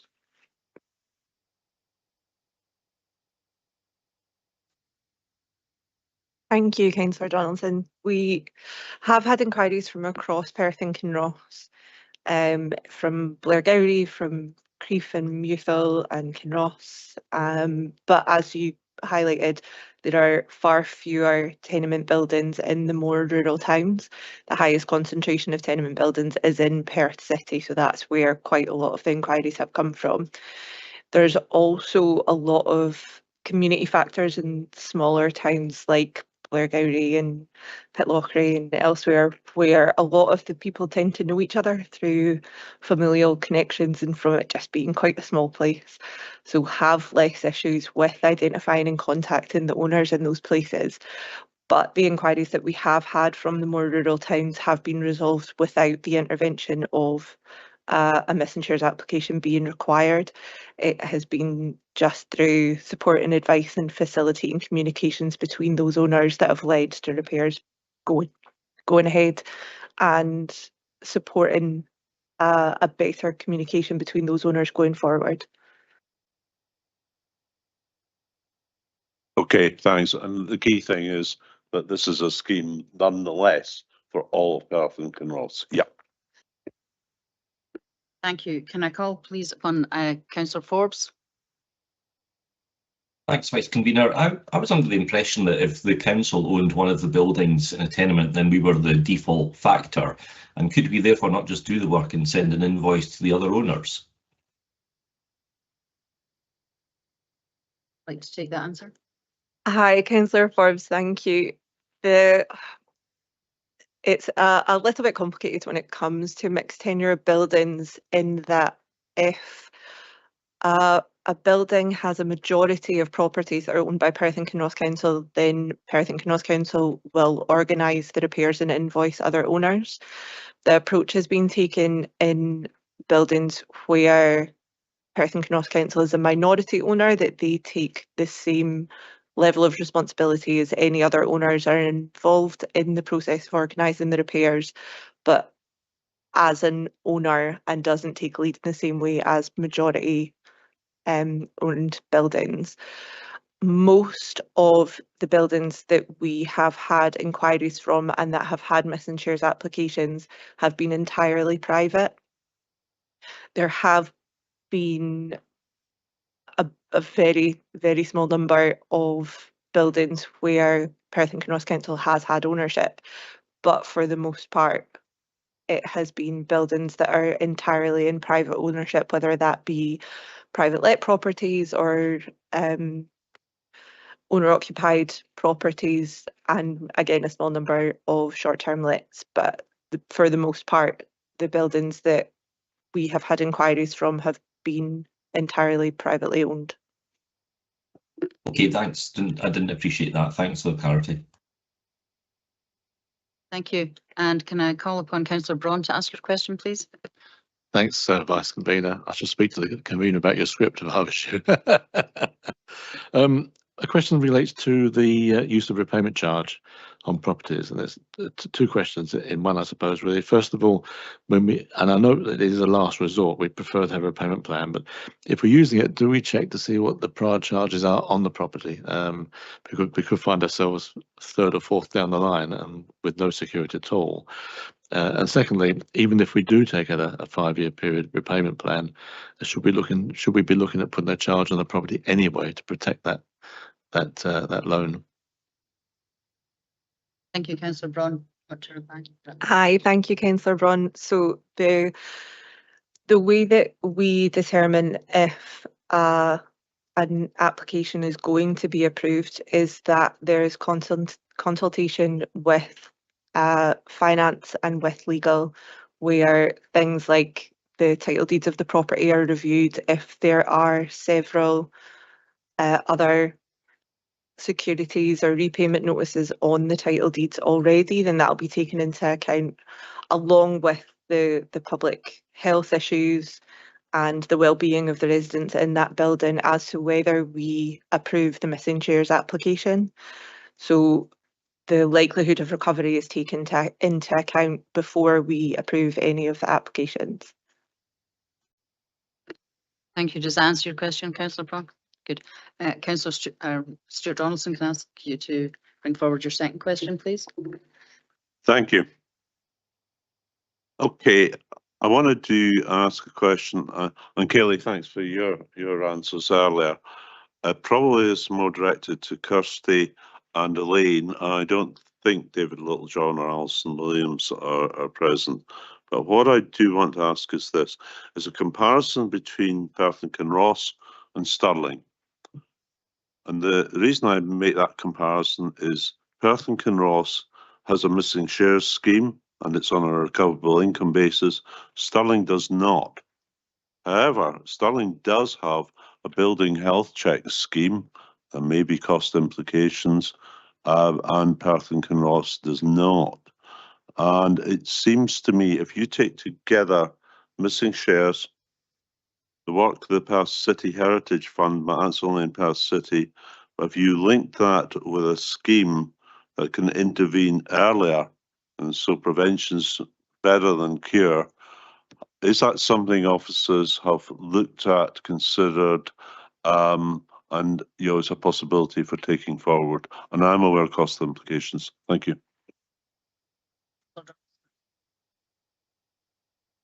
Thank you, Councillor Donaldson. Yes, the traditional building health check that Stirling runs, and they run that through their Heritage Trust, I think is something that we want to look at to possibly, enhance the missing share side of things, both from a prevention point of view and possibly after somebody's received a missing share, to prevent further deterioration. So that is a membership, and that does allow people to get cheaper surveys and cheaper inspections done and just maintain their property more. So I think, yes, there's definitely co-benefits to both schemes. And I think given the 3-year period, if we get the extension, then that's something we'll investigate further. And equally, I think Stirling Council is also looking at us to see the success of our missing share scheme. Thank you. Thank you, Kirsten. Could I just then? Okay, and thanks for that answer, and I'll probably make a comment in a minute. Thank So just to add a bit more variety to the day, it turns out there's a video as well. So we'll show that video now. And if there's any questions arising from that, I'll take them. Otherwise, we'll move on to comments. Can we run the video, please?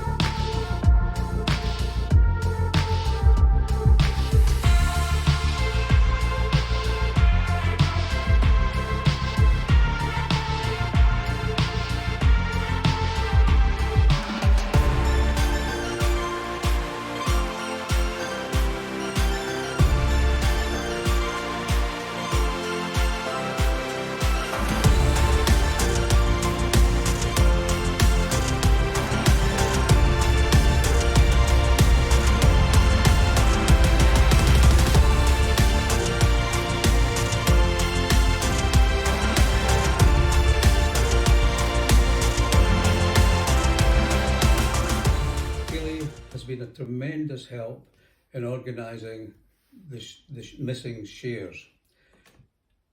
If it wasn't for her help, we would be still struggling today. She is doing an excellent job, both for the owners of the property and for the council. It's an amazing service, and I highly recommend anyone to speak out to like Kaylee there. The Missing Share service, it's great. Even if you don't go through the whole process, the advice and support they give you is great. Once Kaylee became involved, she organised meetings and found out about resources and has been absolutely invaluable.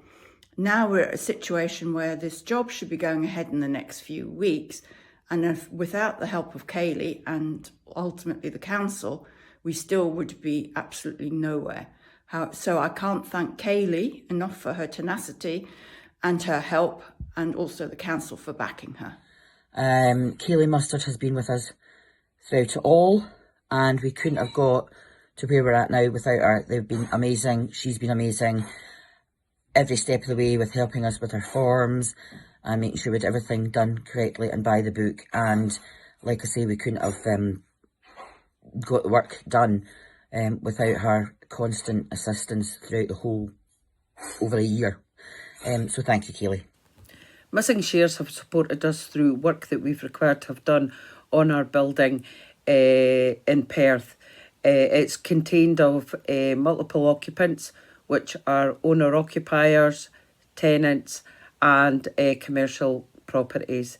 They have guided us through the process of Missing Shares. They've been there to support us at every step of the way and have guided us throughout. They've been a great support to us for work that we've been trying to get completed for ages, and we've actually getting the work done now. As I say, they're a great service, and I think a service that will be well used once people are very aware of it. A great team and a great support to those going through the process.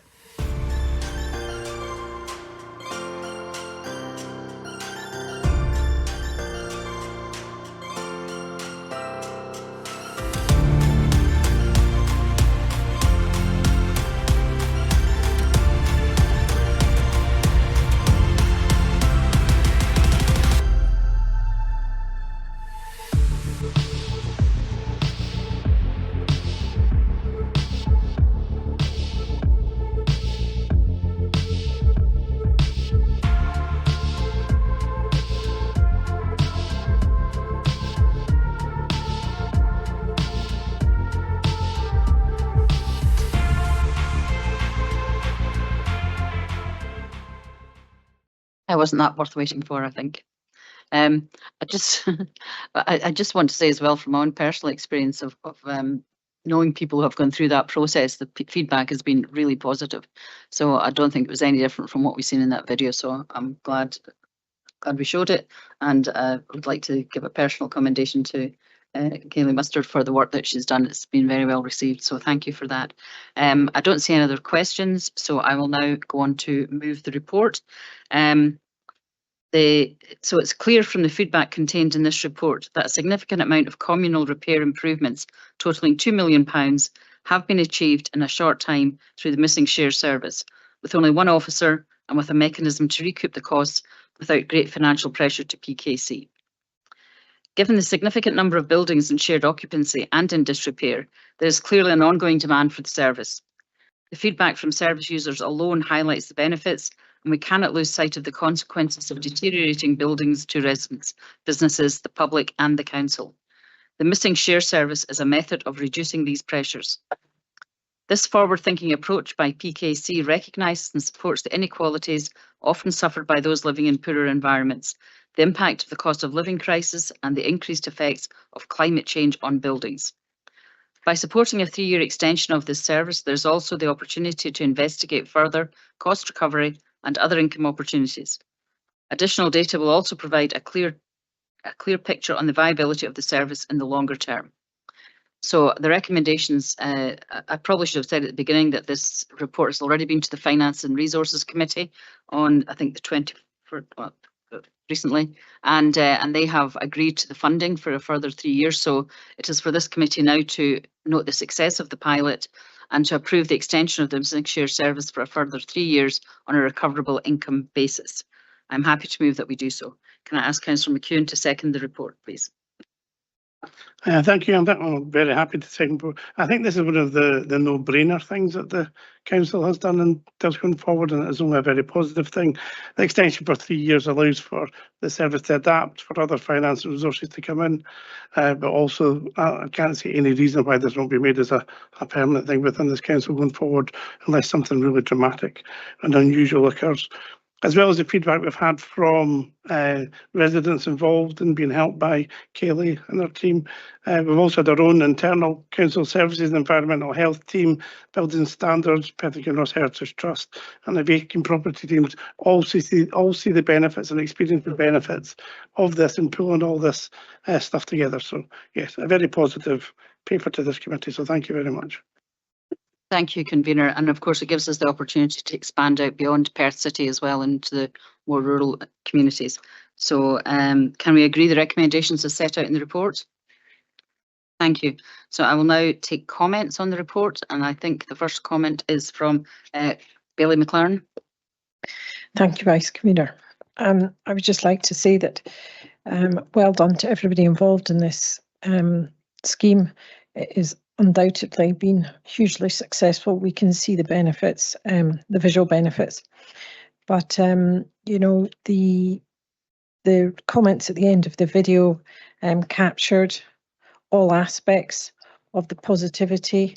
And I would like to also add, I think there was maybe one aspect that's not been captured, the anxiety and stress that necessary repairs to buildings that are communally owned can actually weigh very heavy on some of the owners. And this is a brilliant scheme that can really assist with that as well. And that's a benefit that's not maybe been mentioned, but I'm sure is there. Thank you. Thank you, Bailey McLaren. And can we call upon Councillor Ian James, please? Thanks, Vice Convener, and in line with just about everybody else, I believe. What a great scheme this really is. Like Councillor Donaldson's already said, it came to finance resources where I was supportive of it there. Kaylee's been elevated to goddess-like status, rightly so. I have a work colleague who was one of 4 shareholders, if you like, in a flat, and Kaylee was extremely helpful in successfully doing repair or getting repairs done, which actually prevented further damage, further distress, as Bailey McLaren's already said, and made the whole process easy. I think this is a great use of council funds, so thank you. Thank you, Councillor James. And can I call upon Councillor Stuart Donaldson, please, for your comment? Thank you. I alluded to 1 or 2 of my points earlier, but I think clearly there is broad cross-party support for this.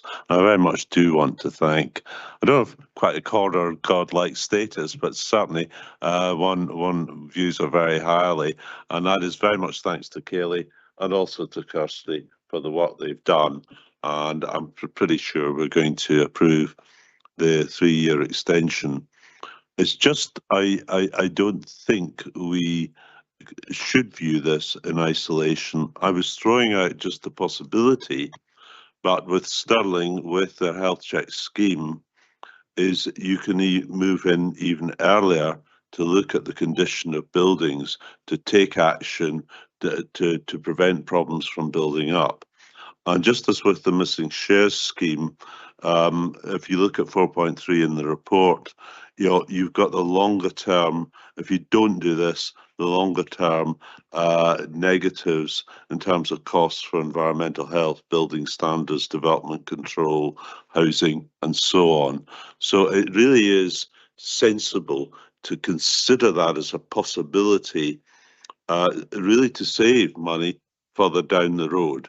But I'm only throwing it out. There are cost implications of the health check scheme. Would there be the possibility of a collaborative arrangement with Stirling? I'm throwing that out as a possibility. Would there be the potential as a kind of model scheme for funding from Historic Environment Scotland? So these are just some thoughts. But the paper itself here, I think definitely is something we do proceed with, and it is not just for Perth City or for Crieff, but it's for the whole of Perth and Kinross, and we should get that over. But thanks very much. Thank you, Councillor Donaldson. Just for the avoidance of doubt, we have now accepted the recommendations in the report, so we will go ahead with it, I'm expecting, in due course. Thank you very much. And finally, Councillor Jack Welsh. Thank you, Vice Convener. I'd just like to, echo some of the comments that have been made.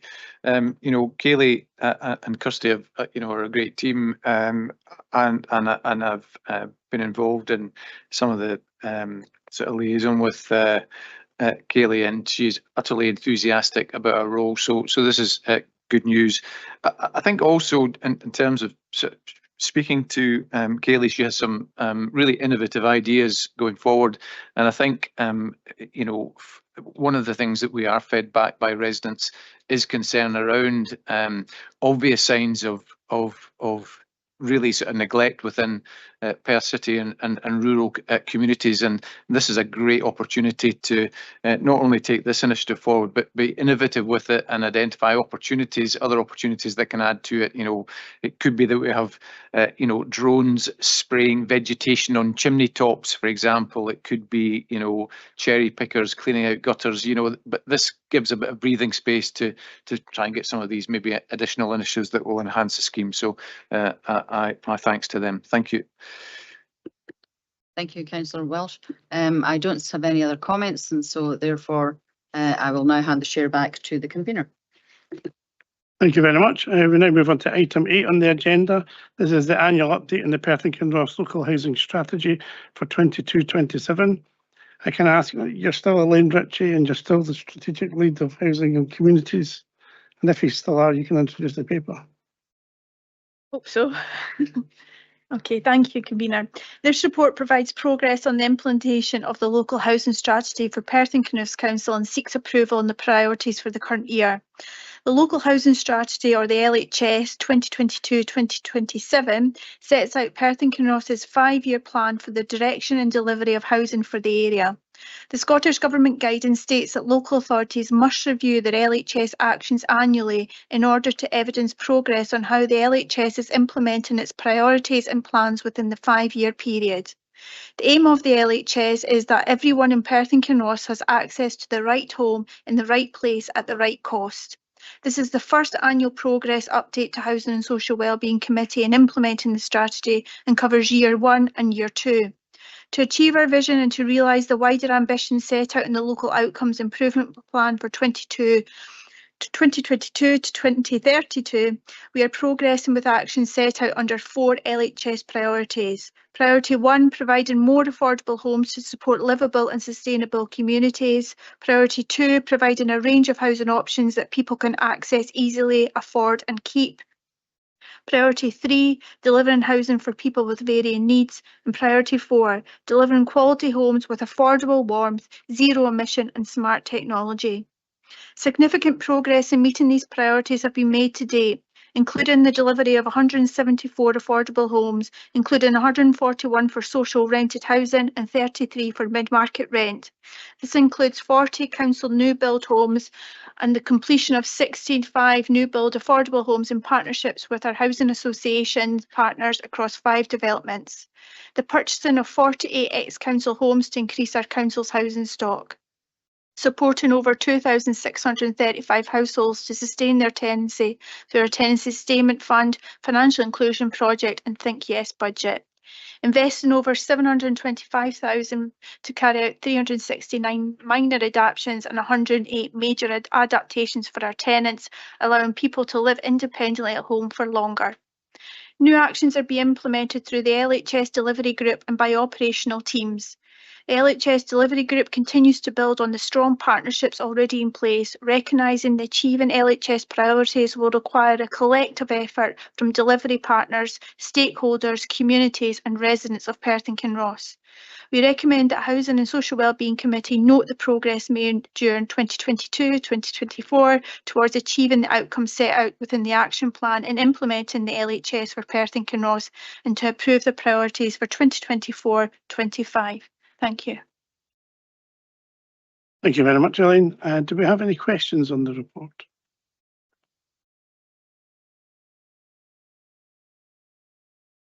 Councillor Barrett. Thanks, convener. I really wanted to get clarity on section 7 of the report, the ongoing implementation and challenges, with particular regard to the resource planning assumptions and the reduction that we experienced this year, and whether that reduction will be reinstated for future years of the resource planning assumption timescale, or whether there's a threat to those resource planning assumptions being reduced next year and the year after.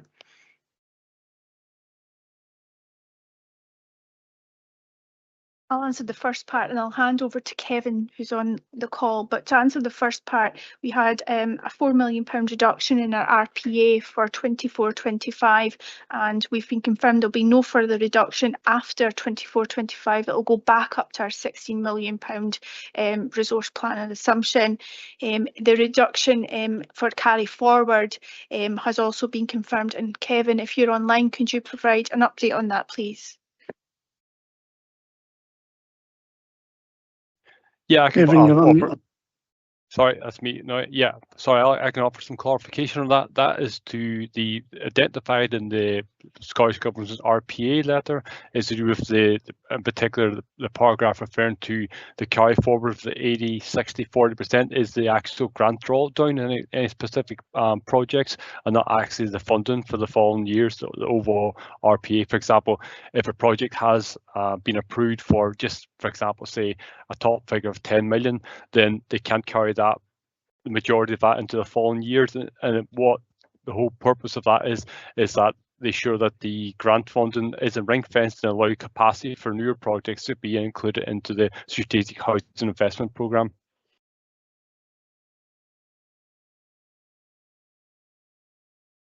Hayley McLaren. Thank you, convener. My question's around the self-build. Gosh, I've just lost that there. The interest in self-build affordable register. You know, I'm aware that we a few months ago passed a planning application that had the affordables were down to self-build plots. Could you expand on that further, and how is the appetite for self-build plots in possibly more rural areas? How is that progressing? Thank you.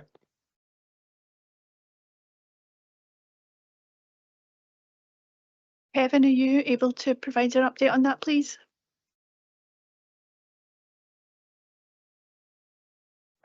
Actually, I'll field back. It relates in part to planning matters.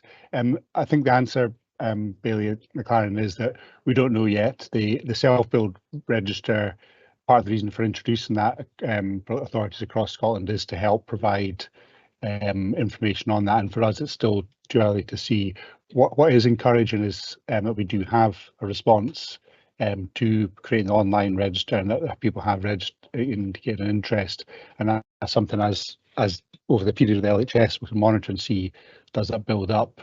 But so there was an assumption that there was demand and interest out there. By creating the register, people responded to it, so that follows through that the assumption is proven correct. But whether that will grow, dwindle, how firm that interest is, we just don't know yet, I'm afraid.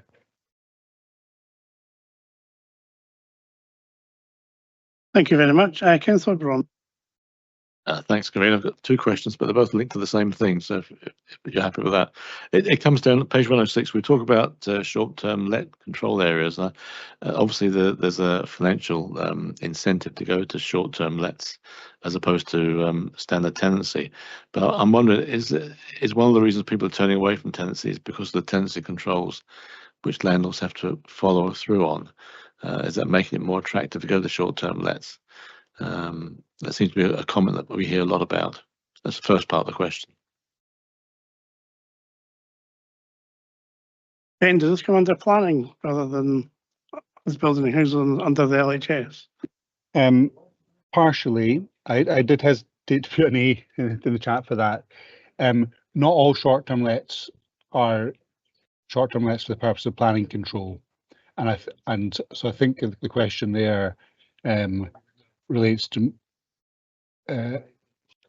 is the question people switching to run a property 12 months a year or the majority of the year, which would constitute change of use in many cases. Is that question about what are the incentives and disincentives that may influence a property owner to switch a property over to that? I can ask for clarification. I think the point was that I think obviously there's a financial gain to go to short-term lets because the financial income is higher. But I was wondering if is it the controls that are placed on landlords involved in residential tenancy, is that deterrent and forcing people to look more to short-term lets? So, convener, I don't know, and I'm not aware of any work done specifically looking at evidence to see whether how those factors weigh up. So if there's no other officers in the meeting that are aware of something on that, I'm happy to take away on behalf of my relevant teams an action to look into whether there's information that might allow that question to be answered. Elaine, which is going to have to ask for them. So, Councillor Byrne, we have seen a reduction in the a concentration within, or a reduction within the private sector market, that people are selling up, and it is because of regulation and all the targets that they have to achieve in terms of energy efficiency. It's private sector landlords. It's not a business that many want to be in now because of the regulation and potentially rent controls. I don't see many of them moving into the short term. They're selling them on the open market. So I don't think there is a correlation there, but they are, you're right, there are private sector landlords are coming out of the market because of regulation and standards that it's really expensive for them. Well, the second question that's related to it, if you don't mind. Yes, go ahead. Obviously, that touched on the planning side of it. Obviously, a lot of flats and apartments have to get planning permission to operate as short-term lets, and a lot of failing on that basis. We've seen a few refused from experience. And I just wonder, should we be perhaps a bit more proactive in contacting the owners to say, you obviously can't run as a short-term let. Can we take it on as an apartment for ourselves, for our people? Should we be a bit more proactive in contact? Not all will fit, obviously. They won't demand perhaps too much money, or it's not in a suitable location, whatever it might be. But there may be some people who would be happy for PKC to take it on and look after it for them. And that should be, I say, proactive in contacting people as they refuse planning. I take it this is in reference to PKC lets. Yeah, so also we are doing that, and we're doing it through our buyback. So it's kind of like linked to our buybacks, but some of the properties are just not suitable in terms of we've got no other properties in that area. We'd be a minority landlord in that area, and it goes back to the question about tenancy management scheme that we spoke about, part of the missing shares. So it actually creates a financial pressure on the service, but we are looking at all avenues where we can get more affordable housing into the pool. So that is something that we are proactively doing through our buyback team. Thank you. Bailey Broch. Thank you, Convener. This might be something quite similar, but I just wondered if it's possible to see a map of where the new affordable housing units are being delivered within Perth and Kinross. This may help to locate it if it's in some of the rural areas, but it'd be interesting to know if there is a map could be available for that. There is, and Ben's team have got a map, and it highlights where all the sites are as well. So it's a 3D sort of thing, isn't it, Ben? So I think that's something we could share with members. Absolutely. Thank you very much. Councillor Frampton.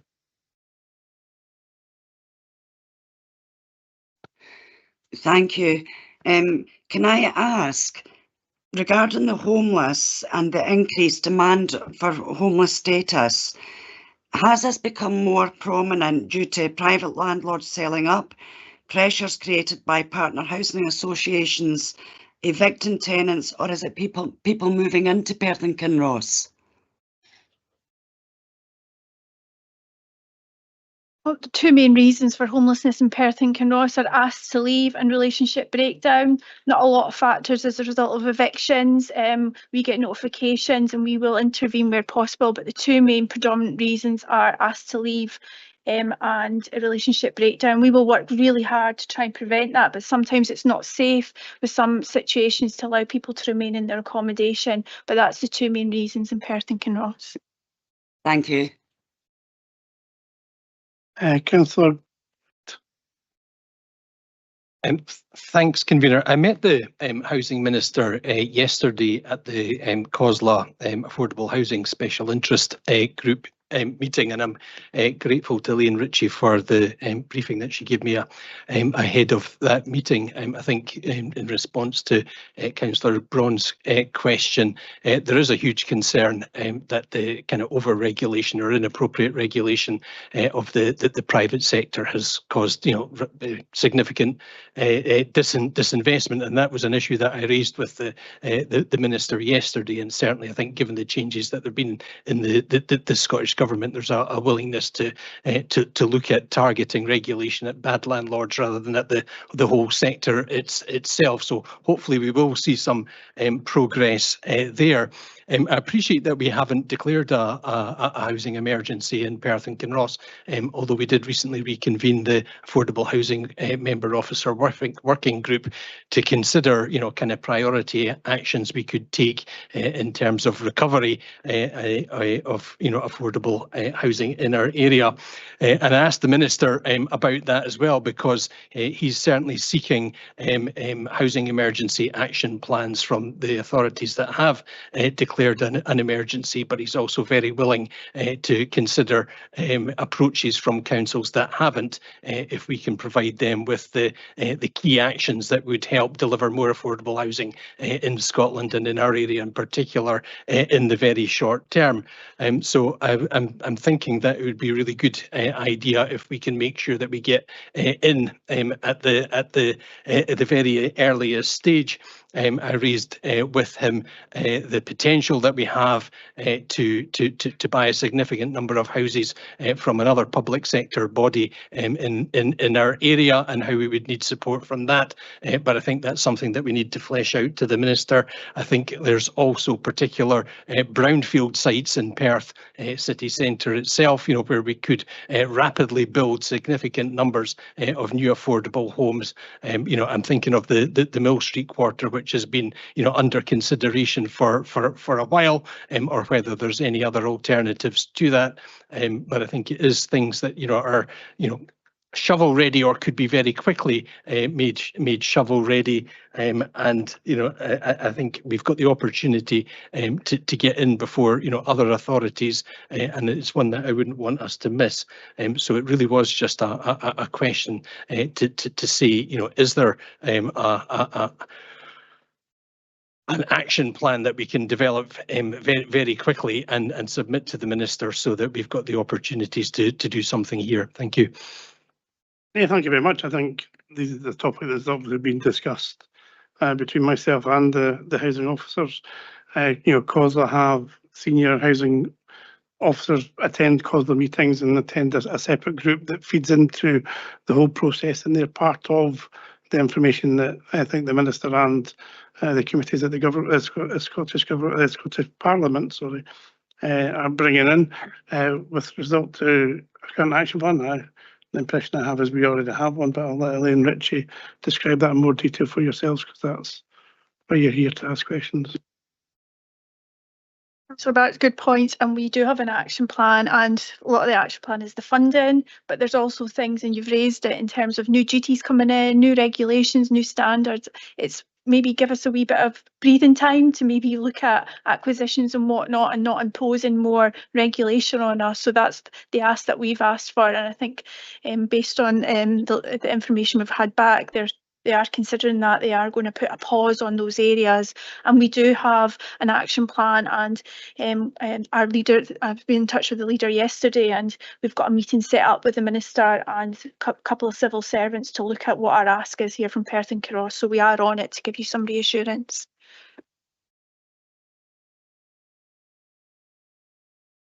I see no further questions in the comment from councillors. I am aware that, as is normal, Lynn Palmer, one of our residents, has come to our committee with this paper on the agenda, and I'd like to invite her to either ask any questions or comment on our local housing strategy as she sees it.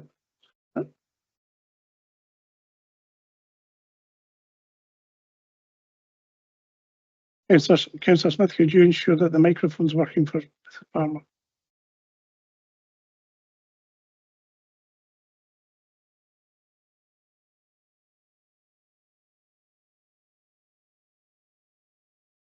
That's it now. Thanks for this opportunity.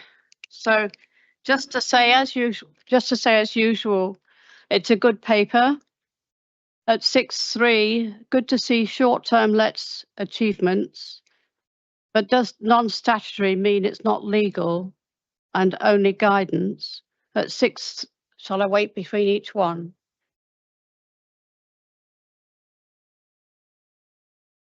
Six three, good to see sustainable net zero guidance mentioned and published. 6.6, city of sanctuary, interesting. And 7, which is priority 2, good to see homes for key workers in Northern Perthshire mentioned. That's all.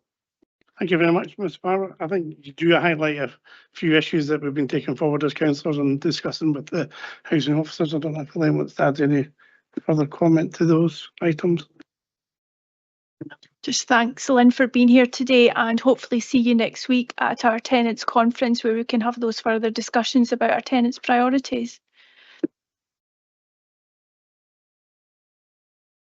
I will now move the paper.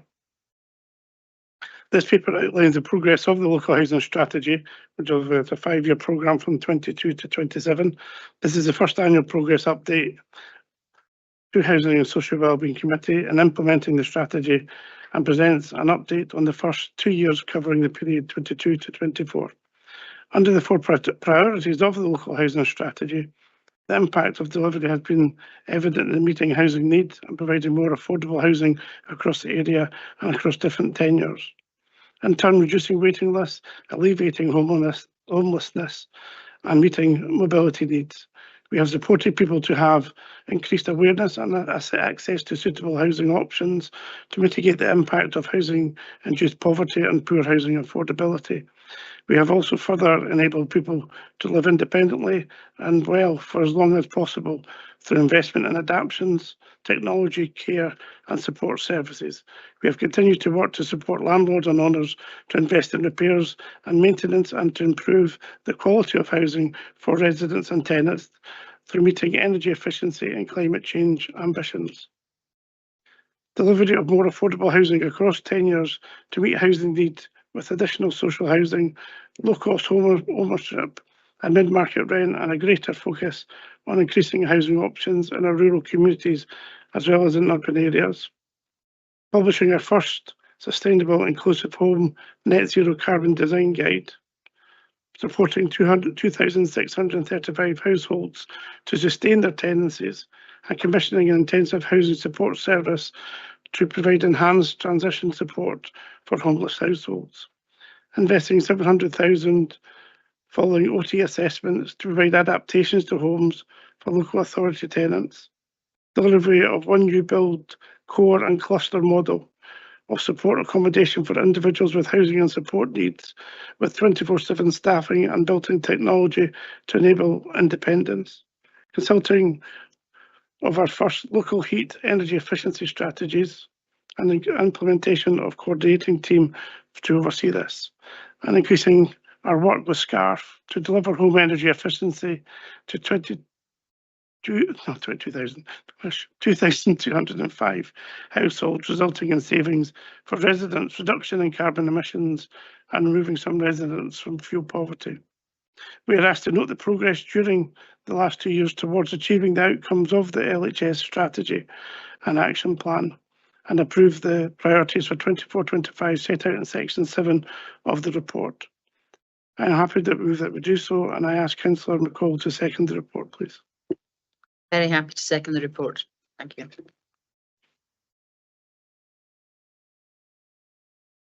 Do members have any comments on the report?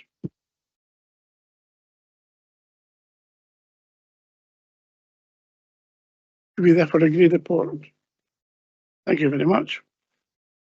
Item 9 of the agenda is Community Empowerment Annual Report 23-24. Can I ask Lee Haxton, Community Partner, Community Planning and Policy Team Leader, to introduce the report?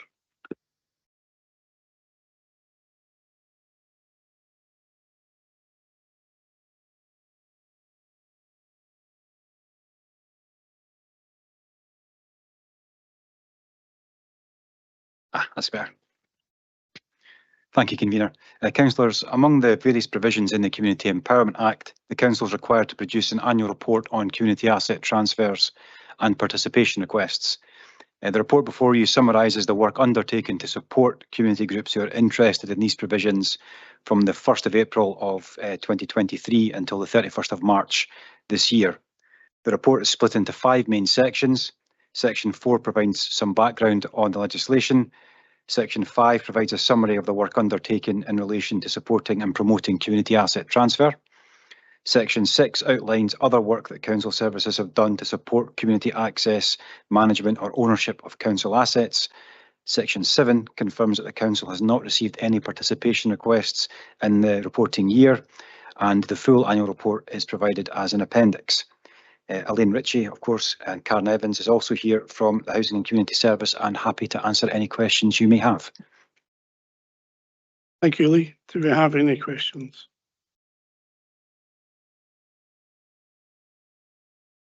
Councillor Donaldson.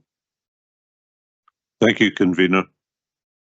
Could I just ask, we had 31 approaches about community asset transfer recent over the last year or so. We've got 21 live cases, but a little bit further on, and it's just those live cases, to what extent we can take them, and it's not a short journey often, it is quite a long process. With Pitlochry, you invited a community ownership support service advisor, COS, to be present. To what degree do you use COS with other groups? And the reason I ask is I do recall a conference they did in Perth, what, about 4 or 5 years ago, and it's for all over Scotland. A similar conference, educational training would be, I think, quite helpful. But they also do act as independent advisors. So, to what degree do that they give what is will be deemed by those groups to be independent advice? What degree are you looking to deploy them even further? Thanks for the question, Councillor Donaldson. Karen might want to add to this when I'm finished. Worth pointing out that the Community Ownership Support Service is a Scottish Government funded body. It provides independent advice to public authorities like the Council and also community groups. Any time a community organisation has been in touch with the Council about a council asset, we make them aware of the independent advice that they can get from the Community Ownership Support Service, and it's a group that we've got a long-standing relationship with and that we've asked advice for in terms of our own policy and procedures in the past as well. Previously, the Community Empowerment Officer was a member of the working group that was chaired by the Community Ownership Support Service, which recently ended. That was part of the wider review of the Community Empowerment Act. But in short, it's a group that we know very well and work closely with. I don't know if Karen wants to add to that.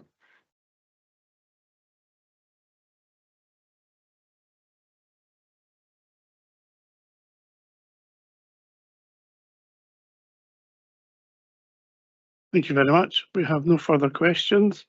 I will move the report. Oh yes, of course you can, Billy Bro. Thank you, convener. Sorry, maybe my hand wasn't up high enough. We're going back to 5.1 where it says it's supported 31 community organisations. I just wondered if we know to date how many have actually been successful, how many we've actually transferred of those assets. If we have a note of how many we've actually had transferred since then, since the start. Thank you. The exact figure will depend upon the nature of the transfer that's taken place. So if you're speaking about just the legislative process under the Empowerment Act, we've only done that once, and that was 4 years ago now. Most of the business that we undertake takes place out with the legislation, and we find that community groups are often happy to work with us on that basis and find an accommodation that doesn't require the legislation to be used. As you can see in the table that's provided at the start of the paper, of the 31 that have been in touch, a small number have, once they have that first conversation, decided they wish to go no further. Some take it further into an expression of interest stage. Most of them are still live cases, and some of those live cases have been live cases for a number of years because we can only go as fast as the community group wishes to move. But for this year, I'm aware of at least 2 groups who've taken on some form of access of a council building, but in both those cases, they've been outside of the legislation, if that makes sense. Thank you very much. I still don't have any further questions, so I will move the paper. This report sets out our work undertaken to support communities and exercising some of their rights under the Community Empowerment Act and showcases some of the excellent work this council does in helping community groups to assess their options and find a solution which best suits their needs. The report also sets out work undertaken to promote CAT as an option for groups and identifies improvement actions to be taken forward for 24-25. We are asked to approve the Community Empowerment Annual Report for 24-25 and set out in Appendix 2 to the report. I'm happy to move that we do so. We are asked to approve the Community Empowerment Annual Report for 23-34. I'm reading this as it's in it. Can we have a seconder, please, for Councillor McCall? I'm very happy to second this report. I think the work that goes on in this area is vital to developing community cohesion and also to develop community, a sense of community within the places where people live. So thank you. Happy to second. Councillor Barrett to comment. Yeah, thanks, convener. I just wanted to thank Lee and his team. I think it's really encouraging to see the increased levels of activity as well as successes in the process. And that was just the comment I wanted to make. Thank you. Thank you very much. Are we happy with the report? So move on to the last item on the agenda, item 10, which is the Community Investment and Local Action Partnership Funds for 24-25. And Lee Hackson will again introduce his report. Thank you. Yep, thank you, convener. This report sets out proposals for the 2024-25 round of Community Investment Fund and a further round of participatory budgeting. In short, we propose to run the Community Investment Fund along broadly similar lines to last year's round, with some small changes to the process, and we're proposing more significant changes to the participatory budgeting programme with options and recommendations provided in the paper. The report is split into three main sections. Section 4 provides the background on the delivery of the Community Investment Fund since 2018-19 and the process for this year. Section 5 sets out proposals, options and recommendations for delivering Community Investment Fund and participatory budgeting in 24-25. And the appendices 1, 2 and 3 provide more detail on the timescales and evidence that shows our thinking in terms of coming up with these proposals. The round of funding for this year will be delivered collaboratively by officers from Housing and Communities and Strategic Planning, People and Performance. Again, we have officers from both services here and happy to answer any questions you may have. Thank you. Thank you very much. Do we have any questions on this report?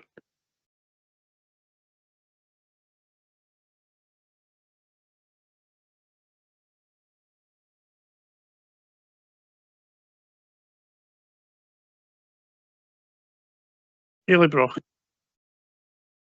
Thank you, convener. The really only question I would like to ask is when it comes to the SIF and the PB funding, once it's been awarded, is there a timescale on how the community groups have on spending that money? How long do we allow them to go on for? And do we know if it's still going to continue? The short answer is it's very much on a case-by-case basis, but when the group signs the grant agreement and sends that back to us, they are agreeing that they will respond within 12 months with an update. And when that 12-month period is complete, we send out a monitoring form and ask them to account for the money that they've been awarded. If at that point they've still not completed the project, we would ask them to explain what the situation is and how we can help them resolve any difficulties that they might be incurring. And from then on, we would be in touch with them on a regular basis to make sure that they're able to take that project forward. There have been a small number of occasions where we've had to take money back. There have been other occasions where groups have asked to repurpose the funds because they've not been able to do something the way they wish to do it initially. And I think on every occasion that's been accommodated. But yes, very much on a case-by-case basis. Can we come back to you offline on that one? Thanks. Thank you very much. Councillor Forbes. Thanks, convener. And it was really useful to get that appendix, which was emailed out this morning, kind of better late than never. But I wondered if there's a way to filter that down by ward, because there's loads of really good stuff in there, and it's information that we can all use to promote this for the future. I'm not a spreadsheet expert, but if there was a way of getting it by ward, it would be really helpful.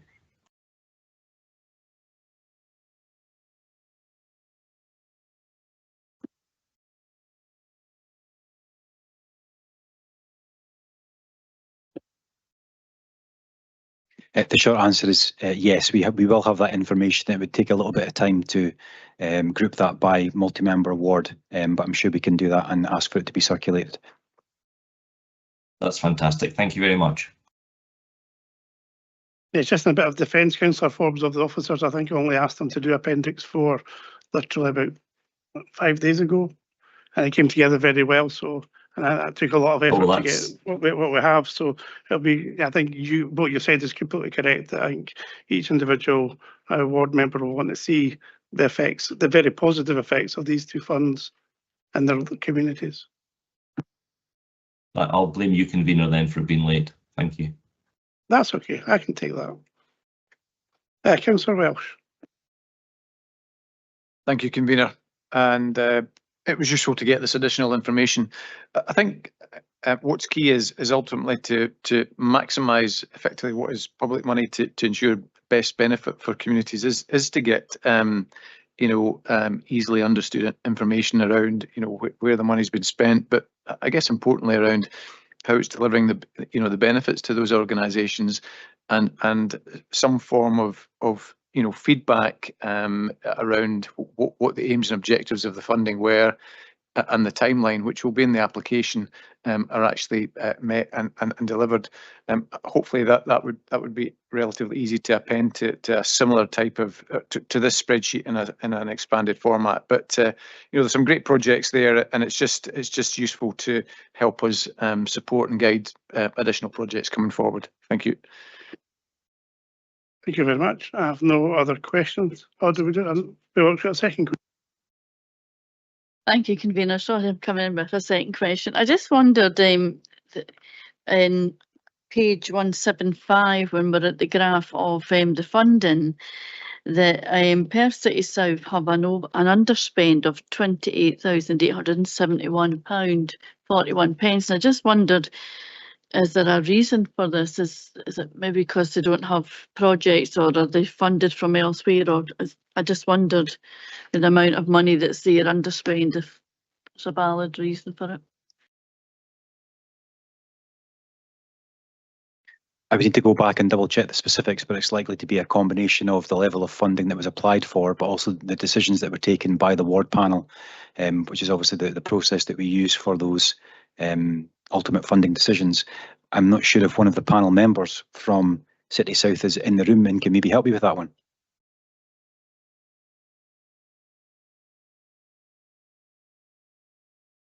I know that when I wasn't a member of the panel, but I was there as an observer when the panel met for Perth City South, and I think some applications were brought forward that had insufficient information, and they were asked to perhaps suggested to come back and apply again.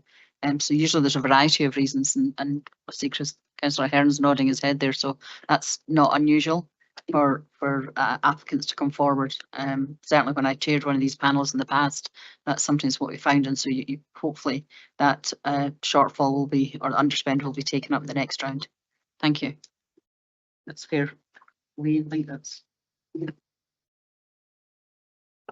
Thank you for that. That would help, because it would be a shame if there was a group out there that was looking to do a project, but that's good to know that it's coming back.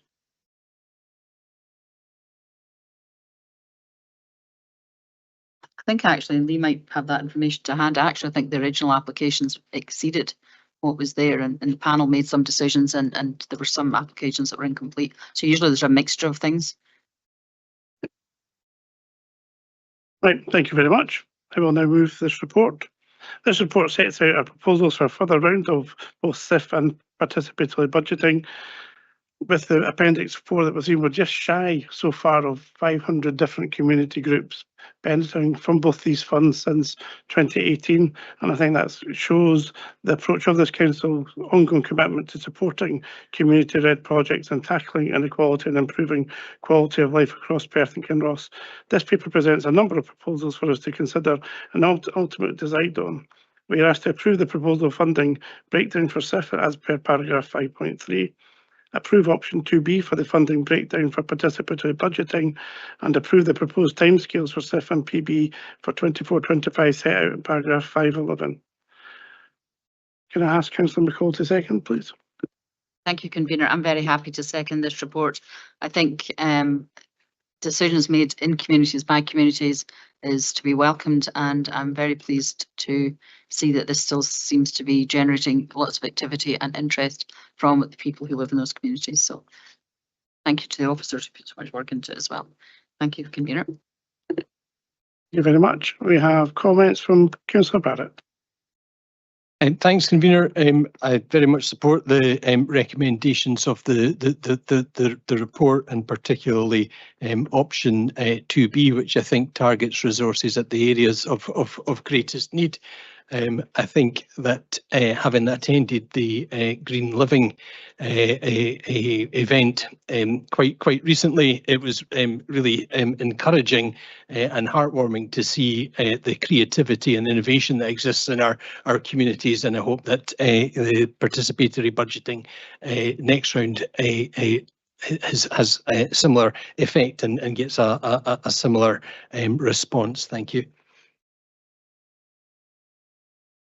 I see no further comments. Are we happy to agree this report? Agreed. As that brings us to the end of the business on the agenda, can I thank everybody for your attendance today, for all your contributions and patience with our very sketchy breakdown script and my inability to read it properly. And thank you for contributing. We'll close. Thank you very much.